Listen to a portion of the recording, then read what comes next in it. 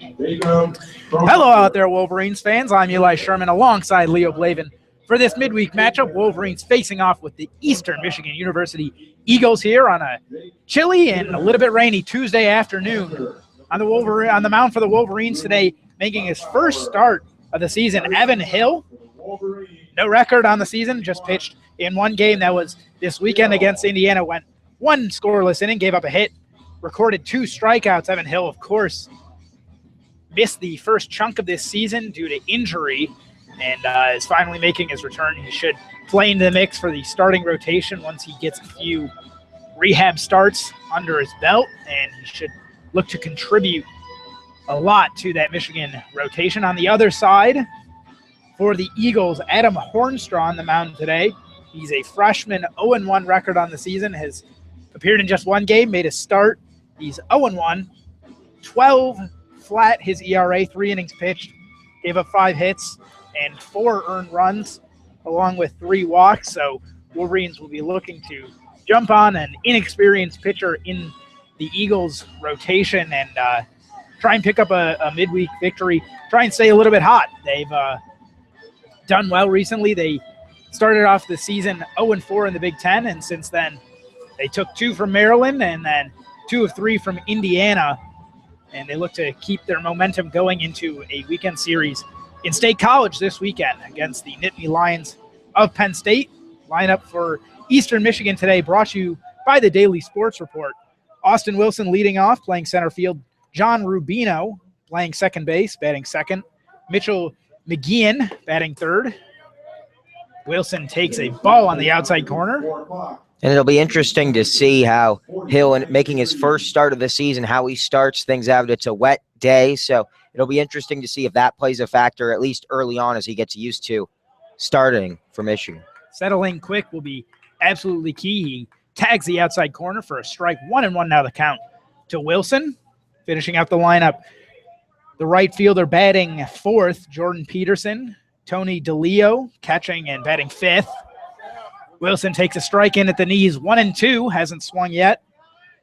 Mike Meduski batting sixth and playing left field. The designated hitter Adam Dennison batting seventh. Jackson Martin playing third base and batting eighth. 1-2 pitch fouled straight back into the net. And finishing it up for the Eagles, David Lett, the shortstop. Hill doing a nice job so far to stay under control, get the pitches into the strike zone.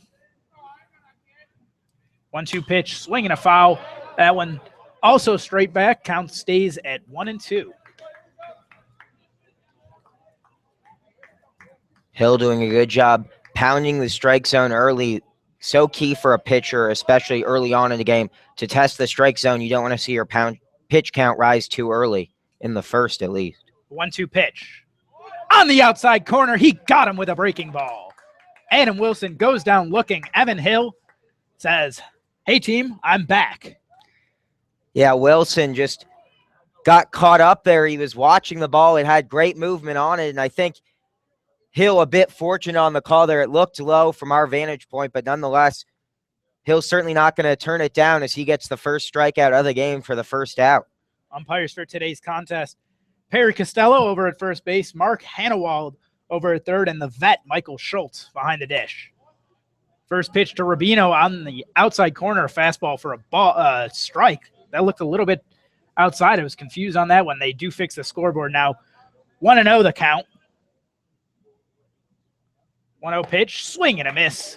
Could not catch up to the fastball. Evan Hill, a 6'5", 190-pounder working from the left side of the mound. Out of Mount Pleasant, Michigan. He is in his junior season here. Now the 1-1 pitch. Swing and a foul straight back. 1-2. And some might be surprised to see Hill getting the start today. He typically hasn't started for Michigan on the season, but it makes sense. He's a big left-handed pitcher. Eastern Michigan doesn't have one left-handed bat in their entire lineup. So good job by Eric Bakich, obviously taking advantage of the matchup and getting a big left-hander out there. And Rubino reaches out and knocks that one into right field, just lands on the foul line, bounces out of play, and that'll be a ground rule double for Rubino, getting things started here in the top of the first. Yeah, just a little blooper to right field. The one spot, not even Slater or Benedetti or Cronenworth, none of them were in the area, and it sort of fell and it had a lot of spin on it. Obviously, the turf's going to be a bit slicker today with the rain, so it skipped right into the low fence of the bullpen. Gets him to second. I think Michigan might be fortunate he got held at second because Slater had a lot of ground to cover as he was not playing that right field foul line very tough. First pitch to McGeehan, down low. Lugbauer does a nice job of keeping that in front. Johnny Slater is making the start out in right field today. Just his 8th start on the season. He's a very quick fielder, but has struggled at the plate, betting just under the Mendoza line, 196 on the season. He has made 24 appearances in the Wolverines' 31 games, though. McGeehan steps back in. 309 hitter on the season. Has 8 home runs. Bit of power in that bat. 1-0 pitch. Swinging a foul up and out of play. Count moves to 1-1.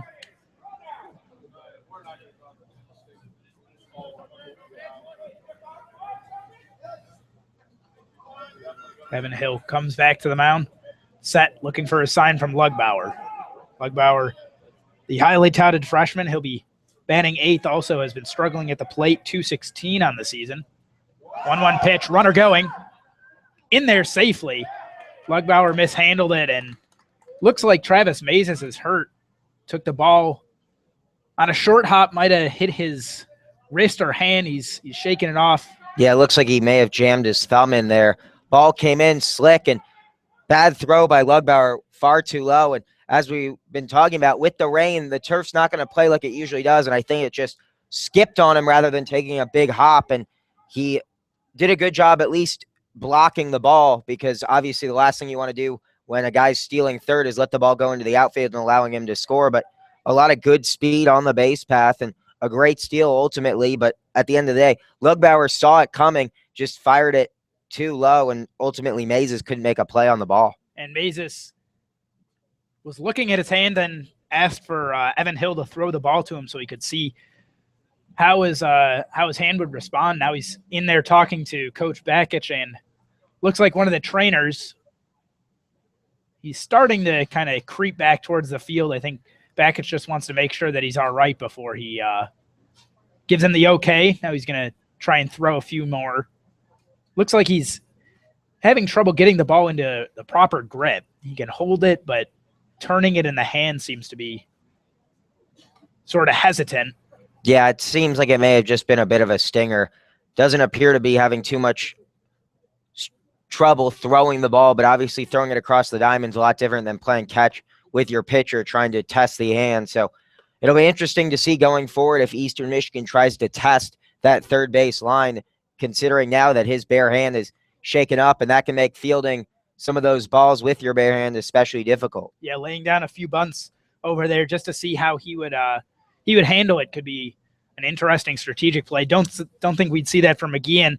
Again, 8 home runs on the season, also 7 doubles to boot, 34 hits on 110 at bats, and he's also got 22 RBIs.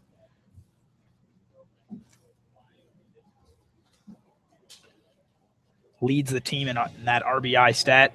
And now it appears that the trainer is going to bring out maybe a bandage, maybe. Looks like they're going to tape up that wrist. And, you have to think that the cold weather doesn't do him any favors on this. With, it stings just that much more, hurts that much more. Game time temp was 49 degrees. As we mentioned, it's somewhere between drizzling and spitting out of the sky here. Clouds are completely overcast, and a few raindrops at the moment. It's been slowing down and speeding up for the past half hour or so. It was clear when we walked here, though. Had a nice walk down to the stadium today. Let's just hope that rain holds off. So Mazes, absolutely. Mazes now has tape on his wrist. Looks like his thumb is also wrapped in there too. 2-1 count for McGeehan. Hill comes back to the mound. Rubino on third after the steal. The 2-1 pitch. In there low. Count moves to 3-1.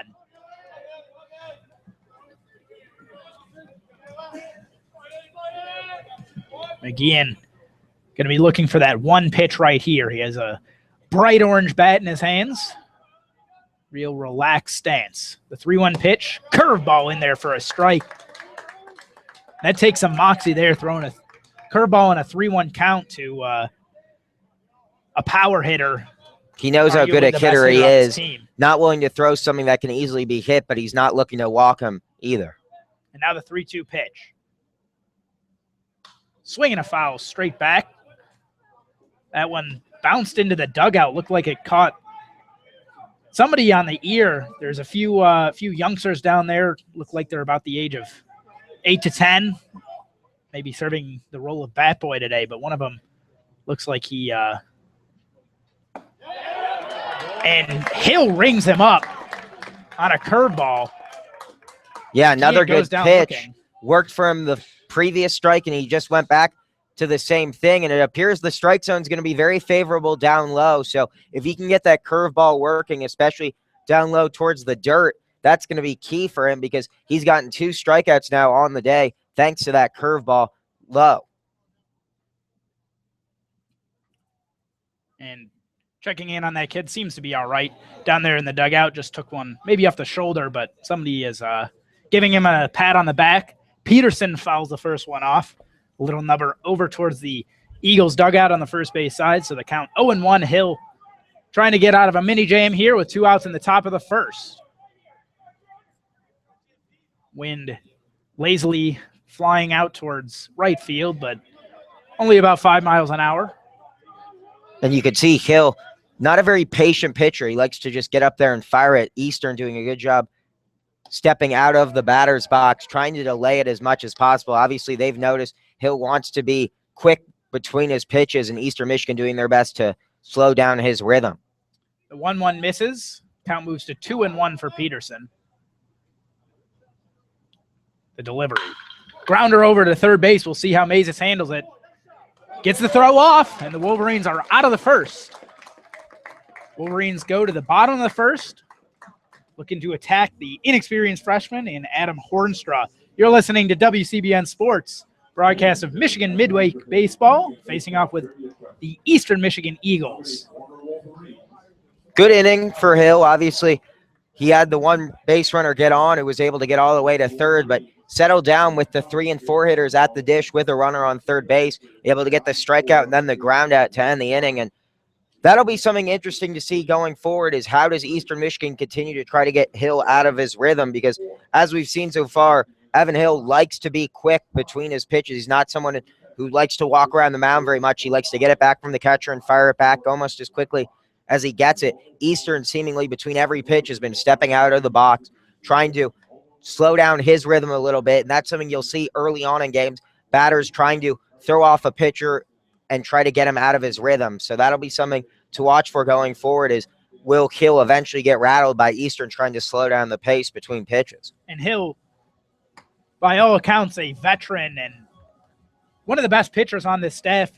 Of course, this his first start of the season, second appearance, but last year in the 2014 campaign had a 3.24 ERA in 16 appearances, 15 of those starts, 89 innings pitched on the season, 63 strikeouts to just 28 walks. So he is solid control, and also he led the Big Ten in pickoff successes over to first base last year.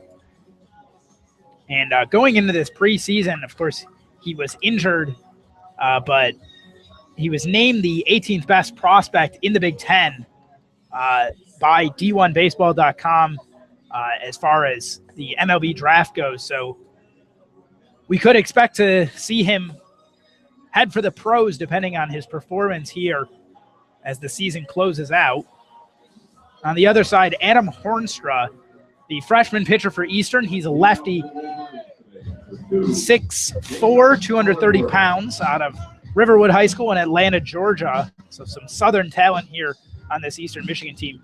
And there's actually quite a few out-of-staters on this team. You'd expect a small-time school, small MAC school like Eastern to have mostly in-state talent, but there's guys from Canada, California, Florida, Georgia, all over. Arizona, Leo is asking for me to reference, given that Leo is, of course, an Arizona native. First pitch to Cronenworth was inside for a ball. Second pitch, same spot, 2-0. Michigan's lineup today: Cronenworth, Glines, Mazes, Benedetti, Bruder, Bivens, Jusic, Lugbauer, and Slater. 2-0 pitch to Cronenworth. Takes on the outside corner. Looked like an off-speed pitch there from Hornstra. Count moves to 2-1. Cronenworth hitting .331. His power has started to kick up of late. He has 4 home runs on the season, 7 doubles. And the 2-1 pitch. Swinging a foul up and over into the Yost parking lot to our left. For those who have never been out to Ray Fisher, the field is oriented with first base running east to west. Out in left center field, you can see Alumni Field where the softball team plays. They will be playing at 6 p.m. tonight. Also facing off with Eastern Michigan. Cronenworth takes up and in, and the count moves full.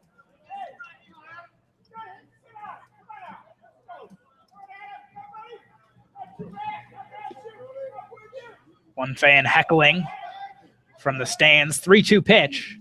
Outside, and Cronenworth is on with a leadoff walk. Great at bat by Cronenworth. So patient in the batter's box, and a leadoff hitter's job is simply to get on base, doesn't matter how, and doing a good job running up the pitch count with the first at bat, running the count full, and then ultimately drawing the walk. And also Cronenworth, the most aggressive base stealer on this team. 7 successful stolen bases on 14 attempts. Next most attempts at 5 between Glines and Bivens. Hornstra going to take a step off the mound, have a word with his infield.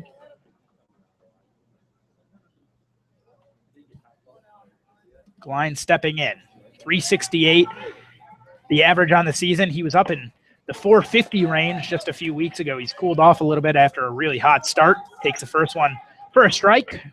0-1 the count to Jackson.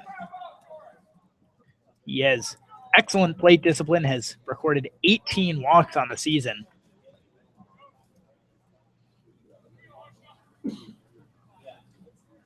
Just behind Cronenworth at 22 for the team lead.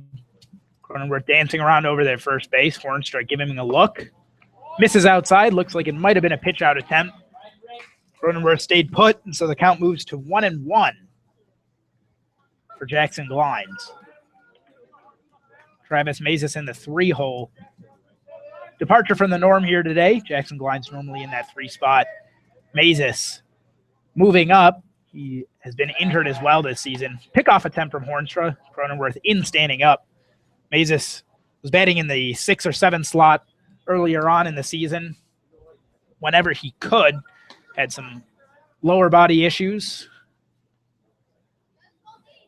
A little bit of vagueness from the athletic department on that one. Hornstra throws over again. Cronenworth in standing up again.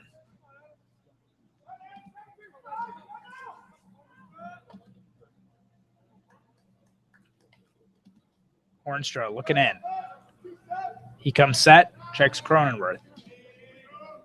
Comes to the plate this time. That one gets away from the catcher, bounces into the Michigan dugout, and Cronenworth moves up to second as the ball goes out of play. So now Glines will have a runner in scoring position, try and get things started here for the Wolverines. Hornstra struggling early, especially just not even doing a good job getting it from pitcher to catcher. These are not only bad pitches, they seem to be wild pitches, and he struggled in his only other appearance or only other start during the year, and the freshman seems to be struggling early. Not sure if it's the weather or simply just lacking familiarity with this mound, but for whatever the reason, he seems to be struggling with his command so far through 2 batters.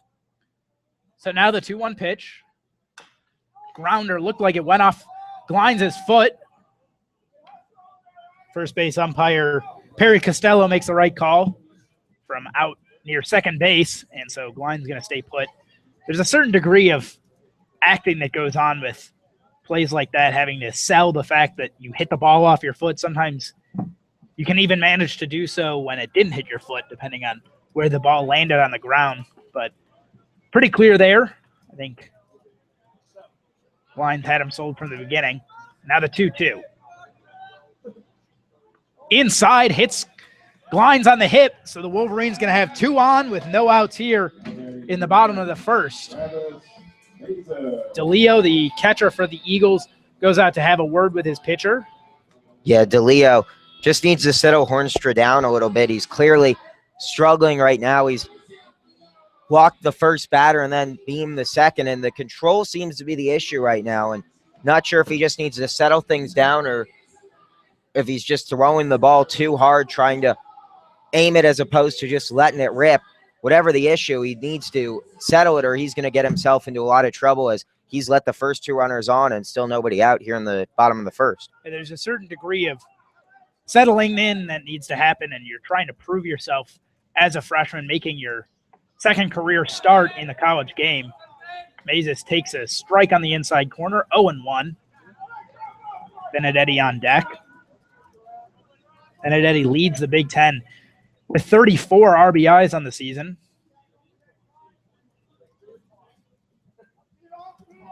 Hornstra steps off, asks the catcher to go through the signs again, steps back on. Mazes takes the opportunity to try and dry off his bat. The 0-1 pitch. Outside, DeLeo doing a nice job of moving over to the left side and corralling that one. First 4 hitters for the Wolverines are lefties. Cody Bruder in the middle. The 5 hitter is the sole righty in the lineup, and then they finish out with those 4 lefties.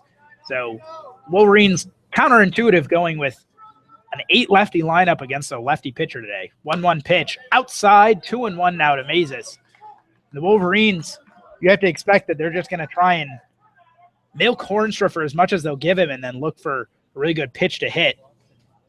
Mound visit here from the Eagles. Looks like Eric Roof, the assistant, out there to have a discussion with the whole infield. Yeah, just smart decision by the coaches here to go out, try to settle down your freshman pitcher who's just struggling right now.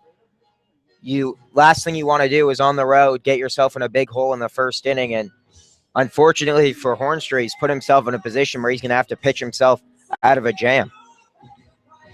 And the home plate umpire going to go out and break up the meeting. Mazes settled in there, still flexing his right hand. Got hit by that ground ball in the top of the inning. Or not ground ball, I should say, but ball that bounced off the ground. Lugbauer throwing it down to third base. Poor throw by Lugbauer on the double clutch. And so DeLeo comes back to the plate. Looks like he's kind of flexing his left hand too. Might have taken a stinger on a recent pitch. Hornstra's been all over the place so far here in the first. Hornstra comes set for the 2-1. The pitch. Outside, 3-1 to Mazes. No action in the Eastern bullpen as of yet.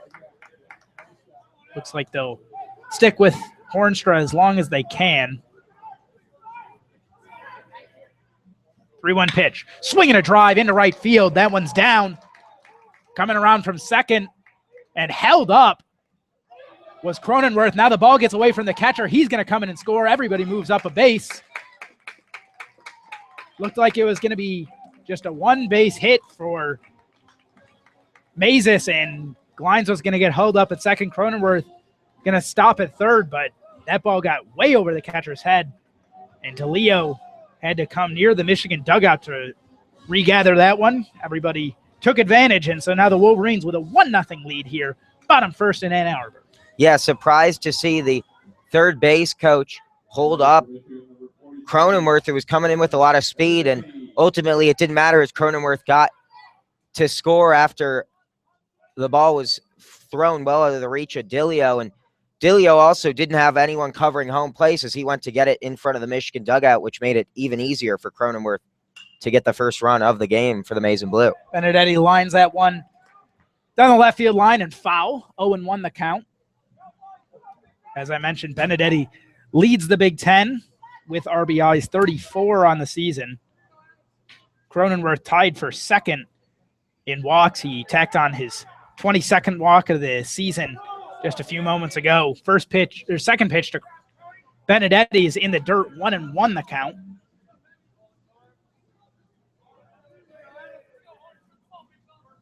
And Benedetti has a couple of ducks on the pound. Mazes at second, Glines at third.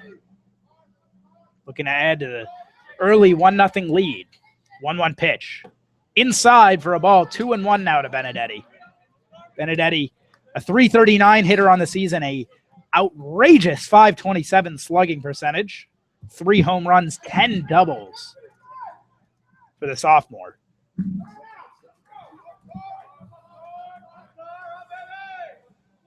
Two-one pitch from Hornstra. Hits the outside corner, fastball for a strike. Benedetti looked like he was going to go after it and changed his mind at the last moment. Decided to hold steady. 2-2 now the count.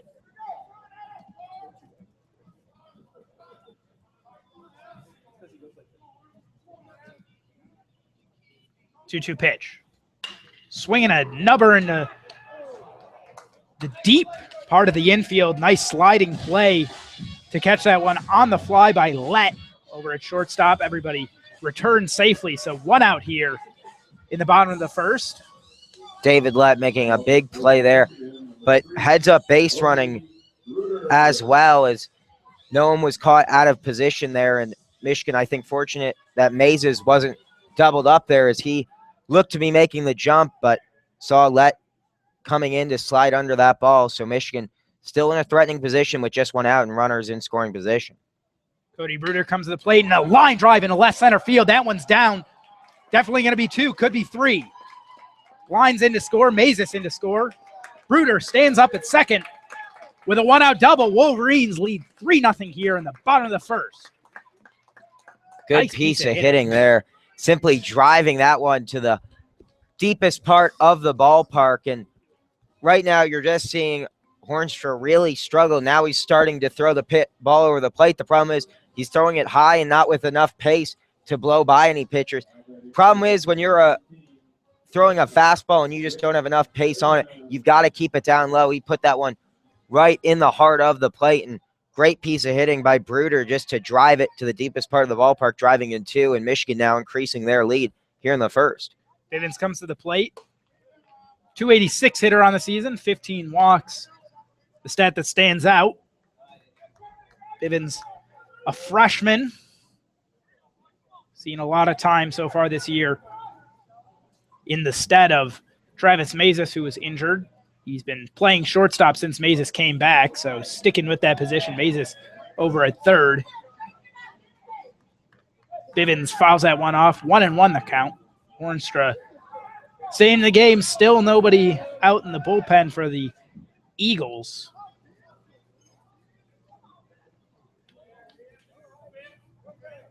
Now the 1-1 pitch.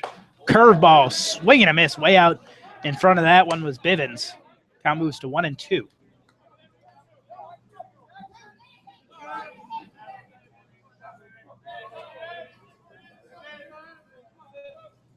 Hornstra comes set. He checks the runner at second. Comes into the play, and nice piece of hitting, getting that one to left field. Both runners move up a base. Bruder goes to third. Bivens in with a 1-out single. He's at first. That'll bring up Lugbauer. DeLeo, the catcher, going to have another conversation with Hornstra at the mound. And assistant coach Nick Schnabel being extra cautious, not letting any of his runners so far test the arms of the outfielders, turning third instead. Seeing that the struggles are continuing for Hornstra, no need to risk the second out of the inning trying to get greedy and score another run. You're already up 3-0. Michigan conservative on the base paths, and with good reason, because they're hitting everything right now. So that brings up Jusic. Jusic playing DH today. He's seen time at first base as well. Occasionally makes his way out to the outfield for the Wolverines. Up with 1 out here in the first. Curveball misses high. Running on the pitch was Bivens. He's in safely without a throw. So the Wolverines again. 2 runners in scoring position. 1 out here, bottom third. And Jusic going to try and add to the lead. I had said that Lugbauer was up. That was my mistake. He was simply just picking up the bat. He's on deck.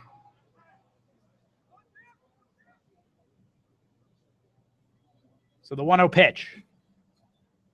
Curveball misses in. Hornstra's been going with that curveball,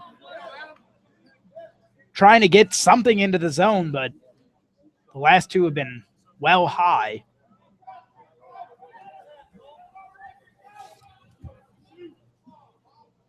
Hornstra comes set. 2-0 pitch, misses outside, 3-0 out of Jusic. Hornstra struggling with the cold weather and the rain. And no activity yet in the Eastern bullpen, so it appears they're going to let Hornstra figure this stuff out for himself. Great learning opportunity for the freshman. 3-0 pitch. Just inside, Jusic walks, and the Wolverines load the bases. Lugbauer will come up. Lugbauer, highly touted freshman recruit, making his 25th start on the season. .216 the batting average. 5 doubles, 1 triple, and 7 RBIs.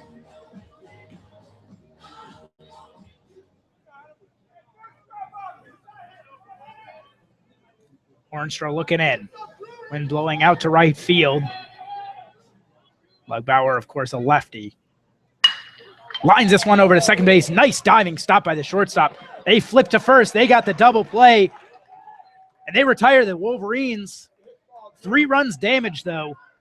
Hill's going to come back to the mound, but the Wolverines with 3 more runs of a lead than they had the last time he was out there. Wolverines 3-0 lead. Go to the top of the second here in Ann Arbor. You're listening to WCBN Sports. Credit Hornstra, though, getting the pitch he needed. Great double play ball, 6-4-3, just like you draw it up. And for Michigan, they've got to be disappointed. Obviously, they got 3 runs in the first inning, but to leave the bases loaded with 1 out certainly has to be disappointing. Granted, it's your 8th hitter, but Lugbauer still, the one thing he couldn't afford to do was hit an infield grounder, and that's what he did. And ultimately, Eastern Michigan, I think, happy to come away, giving up just 3 runs. And credit Hornstra battling back, getting the pitch he needed, and he'll live to fight another inning.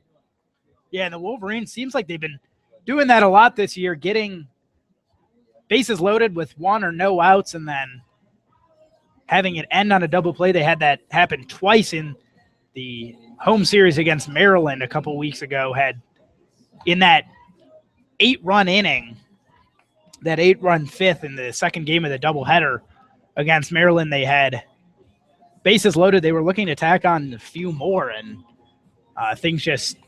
they ended up with a double play. Things didn't pan out. Same thing happened on Sunday for that game, and we saw it again there. And Hale is ready, looking to continue a nice piece of pitching. From that first inning, he threw 20 pitches, recorded 2 strikeouts, though. On the other side, Hornstra's ERA on the season was a flat 12 coming into the game. That drops to 15.75. 1 inning pitched on the day. Gave up 3 hits, 3 runs, 2 walks. Also threw 31 pitches in that first inning. But again, nobody in the Eastern bullpen yet, so we could see him come back out for the second. First pitch from Hill in there for a strike. DeLeo at the plate, the catcher, batting .400 on the season when leading off an inning. 283 otherwise. 0-1 pitch, curveball, line down the line. That one's going to get into the corner. DeLeo going to be into second with a stand-up double to lead off this second inning. We mentioned that he is a good hitter to lead off innings, and right there we saw a nice piece of hitting, getting that grounder down the third base line past Mazes, who really had no shot at it. And it can be tough for a pitcher when you see your team score a lot of runs. That typically means you're sitting for an extended period of time. As we mentioned, it's cold, it's wet. So Hill may struggle coming after sitting at least 20 minutes. He's been in his dugout waiting to get back on the mound. We talked about how he's a guy who likes to pitch quickly. And it can be tough for a guy who's quick on his delivery and likes to be quick between pitches to have to sit an extended period of time. Granted, he'll be happy to do it as long as his team's putting runs on the board. Yodazuski fouls the first one off. 283 hitter on the season in left field.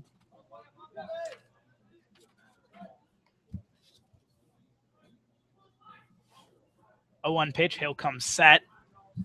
Checks the runner at second. And comes home with it. Swinging a grounder up the middle. Cronenworth there at second. Fields it, throwing off balance. Gets the out at first. DeLeo moves up to third. And one out here. A fly ball will score the first run of the day for the Eagles. Now coming up back for Eastern Michigan, Adam Dennison, number 6. So that brings up Dennison. 283 on the season. 5 RBIs. Dennison making his 19th start. First pitch outside for a ball, 1-0 from Hill. The Eagles came into this game 12-18 on the season. They just won their first series this past weekend. That against Central Michigan, they took 2 of 3. Fouls the 1-0 off and into the parking lot. 1-1 the count. Wolverines, on the other hand, 18-13 on the year. Picked up 2 of 3 against Indiana in Bloomington this past weekend. Indiana, of course, won the Big Ten last season. Lost a lot of key players from their starting lineup to professional baseball. When a suicide squeeze in there safely was DeLeo. Hill picks it up, throws to first, so they get the out, but Eastern scores a run. 3-1 now the score here. 2 outs in the top of the second. And a blank slate for Hill. Interesting to see. Obviously, Dennison, as the designated hitter, not used to perhaps bunting too often. He laid that bunt up high, and I think he's fortunate that Hill wasn't able to catch it. They had the steal coming in home, so it was obviously a designed suicide squeeze, but he's fortunate because Hill was nearly able to make that play in the air, which would have ended the inning. Martin skies this one into center field. 3 Wolverines out there to get it. Lines under it and makes the catch. So we go to the bottom of the second. Wolverines with a 3-1 lead here in Ann Arbor. Hornstra likely coming back to the mound after a very rough first inning. He is stepping out of the dugout, so the Wolverines will look to attack the shaky freshman out of Georgia. For the Wolverines, it'll be Slater, and then the top with Cronenworth and Glines. Slater, as I mentioned, just below the Mendoza line, 196 on the season. He does have quite a bit of speed, though. He's only had the opportunity to attempt 3 steals in his limited appearances, but he was successful on all 3 of those steals so far this year. Slater out of Southfield Lathrop High School. We at Groves High School personally played against him.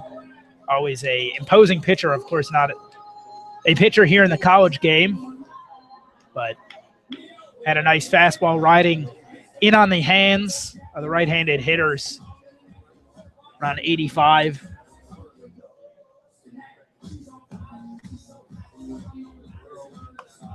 Hornstra's ready here in the second. Going with those quarter sleeves today on a chilly day in Ann Arbor. Supposed to warm up later on this week, getting into the 60s, perhaps the 70s on Thursday, but it is supposed to rain all week. And I think I spy Morris Fabry walking down the perimeter of the stadium down there on the first base side. He's going to be calling the game across the way at Alumni Field in just a little over an hour. Slater takes the first pitch on the inside corner. 1-0. Yeah, Michigan softball also facing the Washtenaw County rival Eastern Michigan Eagles. Great season for them so far, ranked 4th in the country, just came off a big weekend series win over Minnesota, who for the first time in a long time, they seem to be another team threatening for a Big Ten title. Slater takes one low and then takes the next one right over the heart of the plate. 2-1 now the count for Johnny. Morris will have the call for that game on the WCBN 2 channel on YouTube. Slater takes one inside, 3-1 now the count. And it would certainly jumpstart the Wolverines offense if Slater's able to get on here. Fouls one over towards the left field area off the roof of the Wolverines indoor facility. 3-2 now the count. Slater, if he were to get on, we would certainly expect him to make an attempt at second base. Takes inside. Might have caught him on the shoulder either way. Ball 4, moving up to first base, and he's going to be trying to give Hornstra a little bit of stress. Cronenworth at the plate now. Yeah, Slater, a lot of speed now on the base paths, and Hornstra struggled with a leadoff runner on base in the first inning. Michigan looking to make him pay again in the second as his struggles continue with his command. Yet another walk. He had 2 walks and a hit by pitch in the first inning, and he starts the second off with a walk as well. Slater taking a huge lead over first base, about 10 feet off the line. First pitch to Cronenworth outside for a ball. And now with a little bit of hitter's count, we could see Cronenworth try and swing through a pitch if Slater's going. Slater taking his lead. Hornstra gives him no look. DeLeo came out of the squat to usher Slater back to first base, but... And the pitcher-catcher right now, they're going to go have a powwow on the mound. I think they're a bit too focused on Slater on first base because at the end of the day, you still want to throw strikes. It doesn't matter if he steals second, if he's going to get there on a walk anyway. And starting another count 2-0, last thing that Eastern really needs to do right now is worry about runners on base. They need to worry about preventing additional runners from getting on base. He's right now, Hornstra's struggling so much just getting the pitch across the plate. He needs to worry less about the runners on base and more about getting strikes. Slater takes his lead. Now a skied pop-up into center field. Coming in is Wilson. Under it makes a catch. Slater retreats to first. 1 out in the bottom of the second.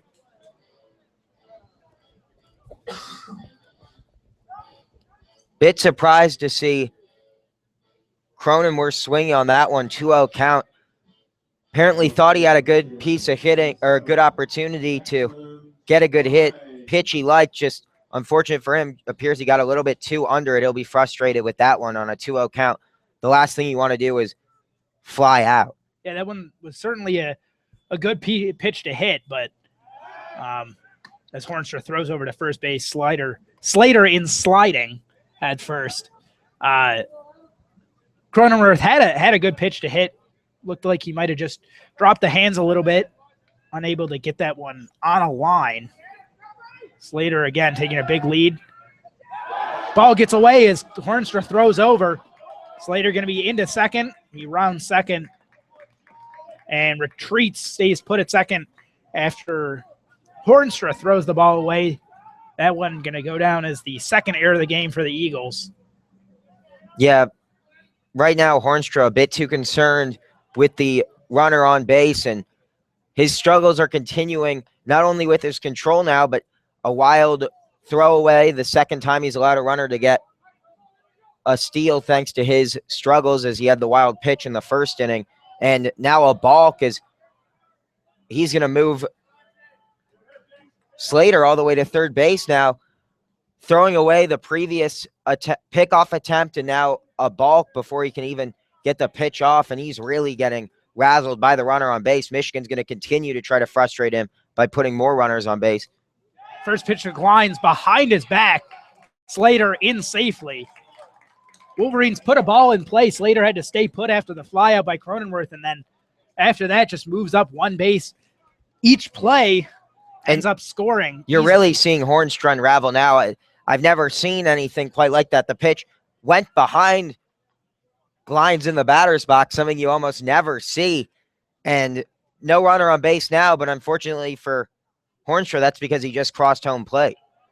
Glines pops one up and out of play. Count moves to 1-1. Yeah, that looked like a curveball that either slipped out of his hand or he just didn't get on top of enough and it didn't break back in. If it had broken in a little bit more, would have hit Glines for the second hit by pitch of the day. 1-1 pitch outside and in the dirt. DeLeo had to go to the knees to stop it. 2-1 now for Jackson Glines. Glines, as I mentioned, hit by pitch in that first inning. Already seeing his second plate appearance of the day here in the bottom of the second. 2-1 pitch, line drive into center field. That one's down. He hit it a little bit too hard, got to the center fielder on one hop, might have been able to leg out a double. Could have been a little bit shallower. Any case, he's on. Now another runner on base. Let's see how Hornstra handles it this time. Again, I think Eastern's attitude, at least between DeLeo and Hornstra, has to be, don't worry about the runners on base, worry about the guy at the dish, because he's struggling right now with runners on base. First pitch to Mazes. That one's low, 1-0 the count. And you have to imagine that Coach Bakich, who already is quite an aggressive offensive coach, has to be thinking we got to, go in for the kill this inning before Eastern decides to change pitchers. 1-0 pitch. Fly ball into left field. Under it is the shortstop making the catch as he collides with the wall. David Lett makes the catch. Nice play, ranging far to his right and back. Traveled about 100 feet to make that play. Yeah, Lett almost seemed like he knew where the wall was and seemed to almost use it as a springboard to prevent Glines from going to second. That could have been a really ugly play had he not seen it. Those boards are pretty low there, and you could easily see a player coming full speed and toppling over them. But good play by Lett. Good awareness of the field, and this turf warning track is hard to get used to for some players. Obviously, he hasn't faced those same struggles. So Benedetti comes into the plate, 0-1 on the day. Takes outside. That one a ball, 1-0. Hornstra has struggled all day to find the zone.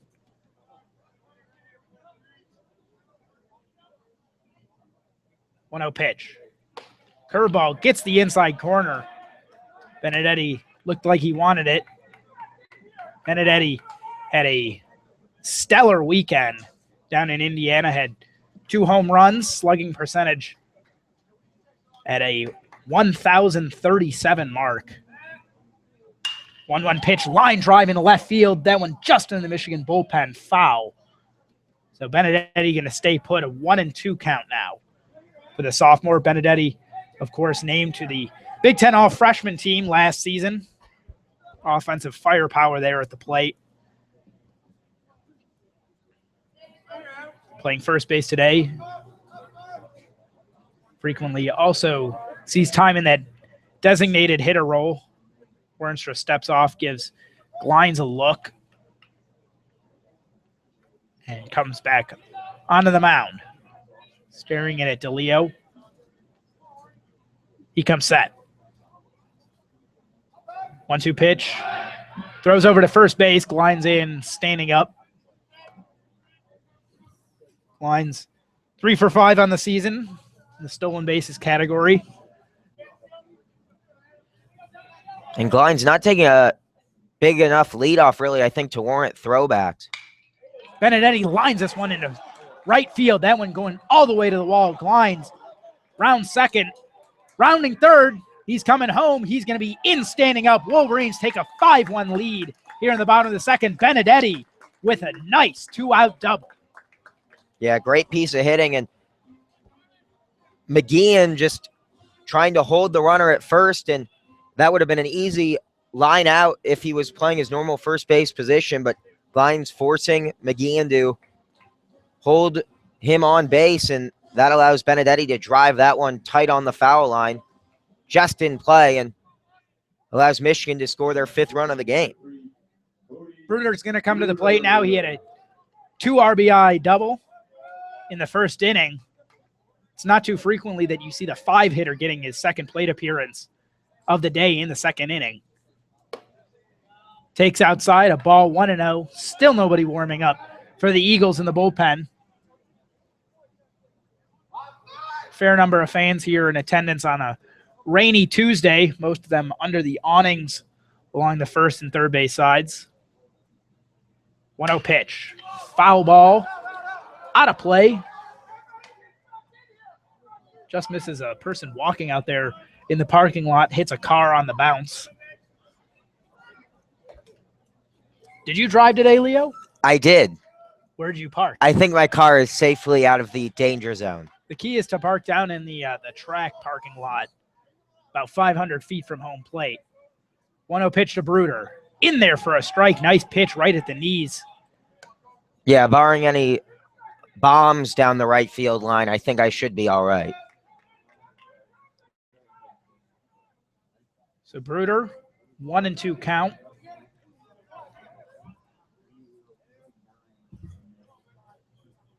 Hornstra takes his time and comes set. Time called by the catcher. The dugout was calling for a balk, but the catcher had called time before the pitcher started going into his motion. Hornstra really struggling right now with runners on base. I continue to say it just because he continues to seem to be frazzled by it. Is Benedetti not really a stealing threat, but Hornstra seems to think otherwise. 1-2 pitch outside. Nearly gets away from DeLeo. Looked like that might have caught him in a not too great place. Maybe the upper thigh, limping around now, taking his time to get his equipment back in check. Benedetti stayed put. Ball didn't squirt quite far enough away from DeLeo for him to have a shot at third. Yeah, and DeLeo's doing a good job blocking pitches. He's had quite a few now in the dirt as Hornstra's control struggles continue. 2-2 count. Bruder at the plate. 2 outs here in the bottom of the second. Wolverines have already scored 2 this inning. The pitch. Line drive into left field. That's going to score the run. Bruder rounding first, excuse me. Now into second. Rounding second. Coming into third. He's in with a head-first slide. Bruder with 2 extra base hits on the day. 3 RBIs.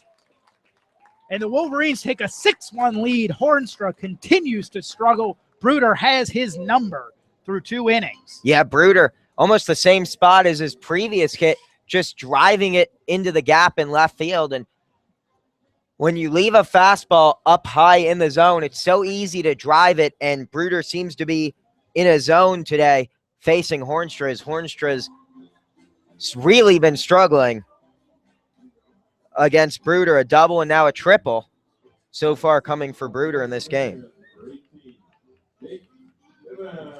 Bivens comes to the plate now, looking to add to that Wolverines lead. 2 outs here. Bottom of the second, Wolverines 6-1 lead. 3 runs in each inning so far. Bruder, an interesting story. Much similar to Jackson Lyons, a junior college transfer, as Bivens takes that one inside for a ball. He a junior out of Corona, California, Santiago High School, Orange Coast College, where he played his first 2 seasons of collegiate baseball. Bivens takes outside. 2-0 now the count. And Hornstra, again, struggling with the command. 55 pitches on the day. Not quite through 2 innings yet. 2-0 pitch. Inside, nearly catches Bivens on the hip.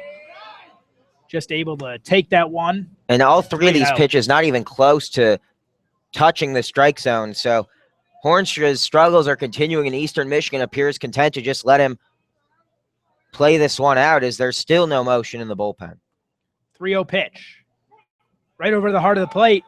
3-1 now for Bivens. And I think with the rain coming, Eastern almost expecting this game to perhaps be called early, because other than that, I'm not sure why you'd keep Hornstra out there. His confidence clearly rattled. 3-1 pitch.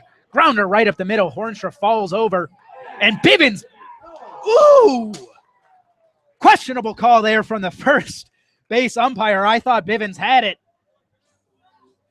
Sounded like the foot beat got to the bag before the ball did, but nice play by David Lett coming across the center of the infield to make the play. Hornstra hit the deck as he tried to dodge that one. But not after the Wolverines tack on 3 more in the bottom of the second. Wolverines now with a 6-1 lead. We're going to take this time to encourage you to rate, comment, subscribe to our YouTube channel, both YouTube channels. This WCBN 1, of course, the primary channel, and the Overflow channel, WCBN 2, for games when we have two games going on, two sports simultaneously.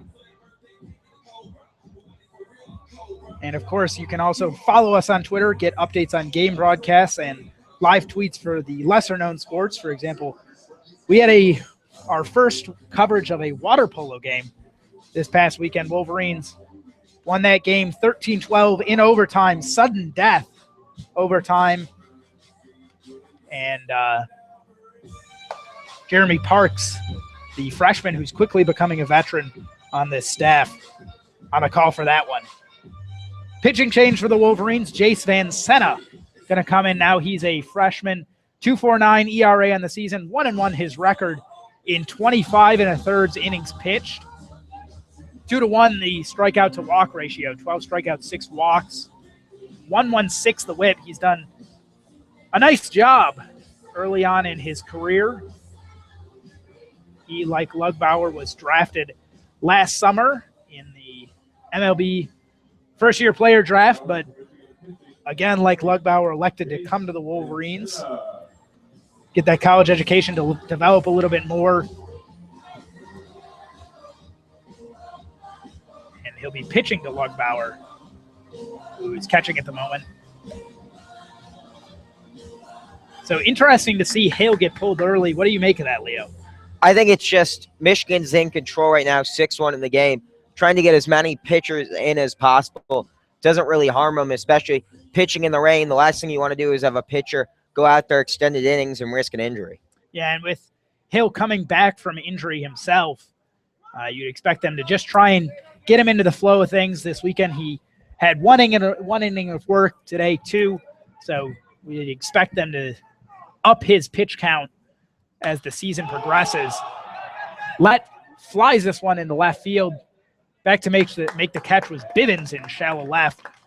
1 up, 1 down for Van Senna in the top of the third. Wolverines have tarped the bullpen, so probably won't be working out too many guys over the next couple innings. They, of course, can always go inside to their indoor hitting and pitching facility. To our knowledge, they don't have a mound in there, but it is somewhere where pitchers can be warm and throw a little bit on flat ground. First pitch to Wilson, in at the knees. Wilson making his second plate appearance of the day. Struck out looking to start things off back in the first inning. 0-1 pitch, a grounder over to the right side. Cronenworth coming in, having to charge. Quick throw. He makes the play. Had to have a real quick release on that one. Coming in towards his right, throwing off balance. Over to Benedetti at first, but 2 up, 2 down here in the third. That'll bring up Rubino. Rubino had a double back in the first inning.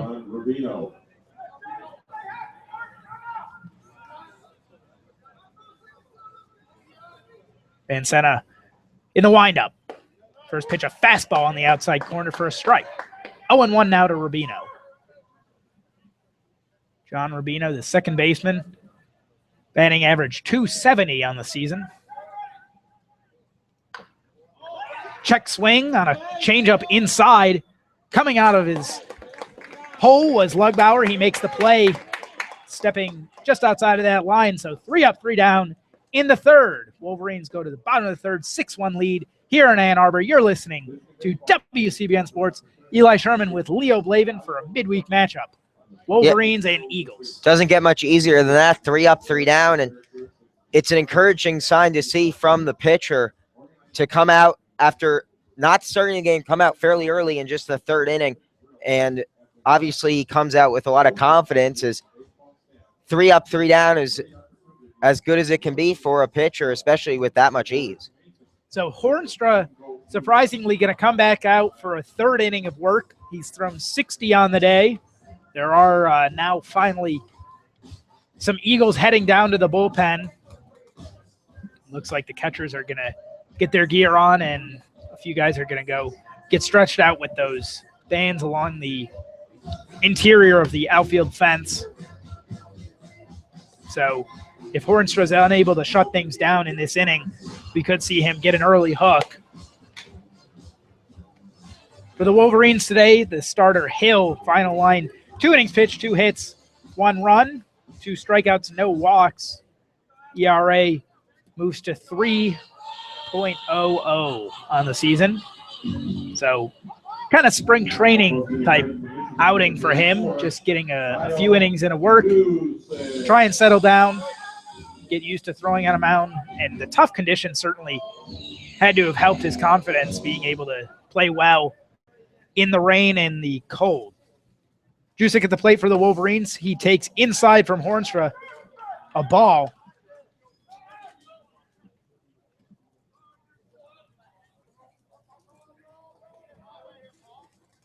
One-0 pitch. That one outside. 2-0.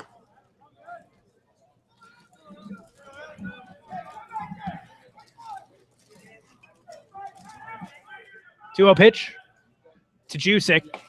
Takes that one inside. 3-0. And we don't have the stats on this, but it seems like this is the 4th or 5th 3-0 count that the Wolverines have worked themselves into so far today. 3-0 pitch to Jusick. That one in there for a strike at the knees. Jusick was taking all the way, although we do know that with Bakic's aggressiveness, Wolverines always have the green light unless told otherwise. 3-1 pitch. Jusick flies this one into left field. Tracking back into his right is Wilson. Under it and makes a catch. And you don't mind a guy having the green light, except when he does something like that. 3-0 count, and he just harmless fly ball, and that's the second time we've seen that today for Michigan. A fly ball on a 3-0 or a 2-0 count. Hitters counts, you got to take advantage of them. Force the pitcher to make a pitch that you really want to hit. So Lugbauer comes to the plate. He grounded into a double play back in the first inning. Wolverines had scored 3 runs, had 1 out with the bases loaded there in the first. And Lugbauer, unfortunately, ended the rally. Takes the first pitch, 1-0 now from Hornstra. Slater standing on deck. 1-0 pitch, catches the outside corner. Nice pitch coming across. Looked like some sort of breaking ball, perhaps a slider based on the lateral movement there. 1-1. The pitch. Swing and a miss on an off speed. Lugbauer was looking for the fences on that one. Yeah, and Lugbauer, the only guy who hasn't been on base in this game for Michigan, looking to get on base with the hardest swing he can take. 1-2 pitch. Curveball, swing and a foul over the eastern dugout on the right side. And that can always be difficult for a batter when everyone else has been on base and you're the lone man who hasn't. You tend to be a bit more aggressive than you need to. Lugbauer simply has to settle down and realize that it's not his responsibility to be the only guy on base. He just needs to take his at-bat as if it's only his at-bat. 1-2 pitch, grounded over to the left side, mishandled by Lett. He picks it up, throws in a nice scoop by the first baseman, McGeehan. He makes the play and 2 up, 2 down in the bottom of the third. Yeah, just like the first at-bat for Lugbauer, grounds it right to short. And the shortstop, Letts, had to make a few plays today, and he's been up to the challenge. The lone bright spot when Eastern Michigan has been in the field has been Lett. And Johnny Slater now comes to the plate. He took a 4-pitch walk last inning. Got things started for the Wolverines. Scored after a poor pickoff attempt by Hornstra, and then a balk got him to third base, and a wild pitch scored him. He takes up and away 2-0 now, the count to Slater. He's seen 6 balls on the day, no strikes. Hornstra winds and fires. Way outside, 3-0. Hornstra, just as he's starting to put together his best inning so far, obviously he started the first at-bat with a 3-0 count. Can he get another pop out? Slater takes low, 4-pitch walk. And that's what Michigan really needed from Jusick on the first at-bat of the inning, because up until that point, Hornstra's really struggled with these leadoff batters. Both leadoff batters of each inning have got on base, and we've seen his struggles with a runner on base. Michigan's just got to continue to get bodies on the base path, and Hornstra seems to be melting down as soon as they get someone threatening on the infield bases. Shallow lead from Slater at the moment. Takes a little bit more as Hornstra comes set. Hornstra into the plate. Catches the outside corner for a strike, 0-1. Cronenworth tipped his cap at that call. Seemed to agree with it. Michael Schultz, the home plate umpire. And another balk from Hornstra. Free base to Slater. There must be something that Slater's doing out there that's confusing Hornstra. Yeah, as we see, the struggles continue for Hornstra with runners on base, his second balk.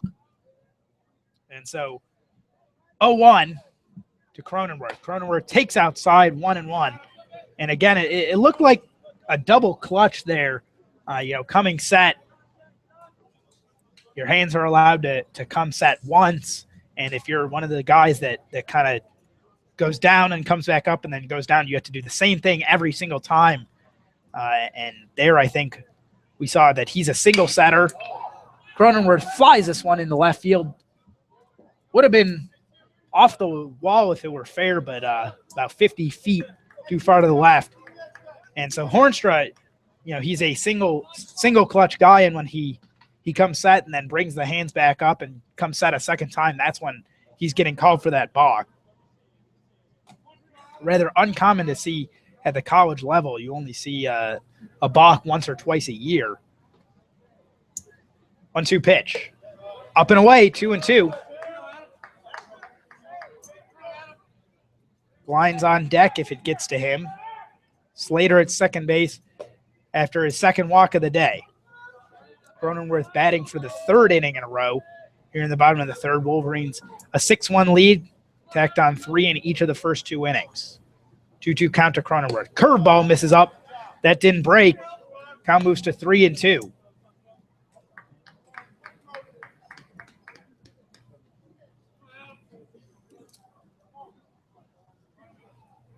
Two outs. Slater could be moving. Stays put. The payoff pitch. Grounder up the middle. Into the glove of David Lett. Ranging to his left. And the tag is good at first base. That throw got away from McGeehan a little bit. Lett's Cronenworth as he went by. Lett's been great on the fielding. The throws have been an adventure so far for him, but he's seemingly the only guy who's been getting the job done. Is the ground balls being induced to the shortstop seem to be the best friend of Hornstra, who finally gets out of an inning without giving up a run. So that's going to do it for the bottom of the third. Wolverines, as you mentioned, unable to tack on another run, but they continue to have a 6-1 lead. We go to the top of the fourth. Jace Van Senta returns to the mound for the Wolverines. And, Hornstra might have earned himself another inning of work. We'll see when things get back underway in the bottom of the fourth. Weather here continuing to show no signs of improvement. Things still at a light drizzle, cold day. Very gray day here in Ann Arbor. Shadows muted. The field lights are on here at Ray Fisher. They are on as well over at Alumni Field. The Michigan softball team that will be playing at 6 o'clock. We'll have the call for you. On WCBN 2, Morris Fabry will call there.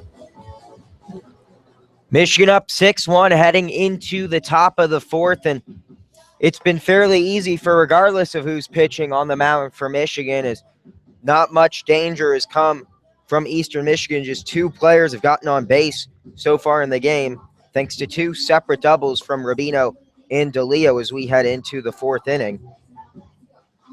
McGeehan will lead things off. He struck out looking back in the first inning. He'll face a new pitcher, though. Van Senta was inserted last inning and got the 1-2-3 inning in his first appearance in the game.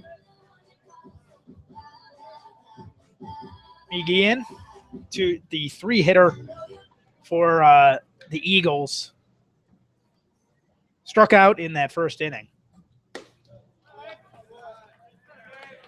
Inside pitch, called ball, so McGeehan starts with a hitter-friendly count here in the 4th. The 1-0 pitch, low but in the strike zone for a called first strike, as that strike zone appears to be favoring pitches down below the knees so far in this game. The 1-1 pitch, just a bit inside, 2-1, the count now to McGeehan. Yeah, all day that strike zone has been towards the lower half, perhaps a little bit below the knees, and that definitely did not favor Hornstraw. The 2-1 pitch is popped up and out of play. Count improves to 2-2 now for Van Senna. The majority of Hornstraw's pitches, kind of the upper half of the strike zone, so when the Wolverines weren't swinging and the ball was over the plate, he wasn't getting the calls and unable to work down, try and force ground balls. The 2-2 pitch, low and in the dirt and gets away, but with no one on base, it'll simply bounce to the Eastern Michigan dugout. Full count now for McGeehan, who's batting .447 when he leads off an inning and .306 overall, so certainly one of, if not the best hitter in the Eastern Michigan lineup, looking to get on base to start off the 4th inning. The full count pitch is fouled up into the netting. They'll do it again, 3-2. Michigan on top, 6-1 here in the top of the 4th inning. So McGeehan looking to get on base, start a rally, trying to get the green and white to claw back into this game. The payoff pitch is grounded to the third baseman, Mazes, who fires across the diamond to get the first out of the inning. And nice to see Mazes making that play quickly and efficiently. He took a ball that skipped off his right hand in the first inning on a throw from Lugbauer. The right wrist and thumb are taped at the moment, but he seems to be doing all right. He is continuing to clench that fist down there, try and keep feeling in it, given the cold.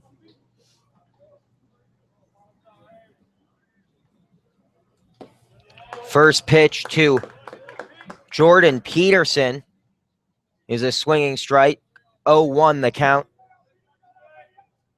Peterson grounded out to third in his first at-bat back in the first inning. The 0-1 pitch. Just a bit outside, 1-1 the count now to Peterson.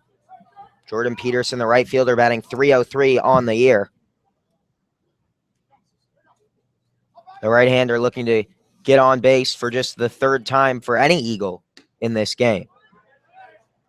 The 1-1 pitch well outside, 2-1 the count now, as doesn't appear Van Senna has any interest in testing the inside part of the plate against Jordan Peterson. The 2-1 pitch. This one too far inside, 3-1 the count now. Wolverines infield playing relatively deep, given the fact that Peterson is 8 for 14 on stolen bases this season. Bit of speed there at the plate for Peterson. The 3-1 pitch low and outside, so Jordan Peterson will get on base for the Eagles with a 1-out walk. So Peterson goes to first base, bringing up Tony Dillio to the plate. First walk of the day by the Wolverines pitching staff. And that's just a testament to their control given the conditions, given the wet ball that they're throwing. Dillio doubled in the 2nd inning. Looking to get Eastern back into this game. They need some runs, trailing 6-1. The first pitch to Dillio is a called ball.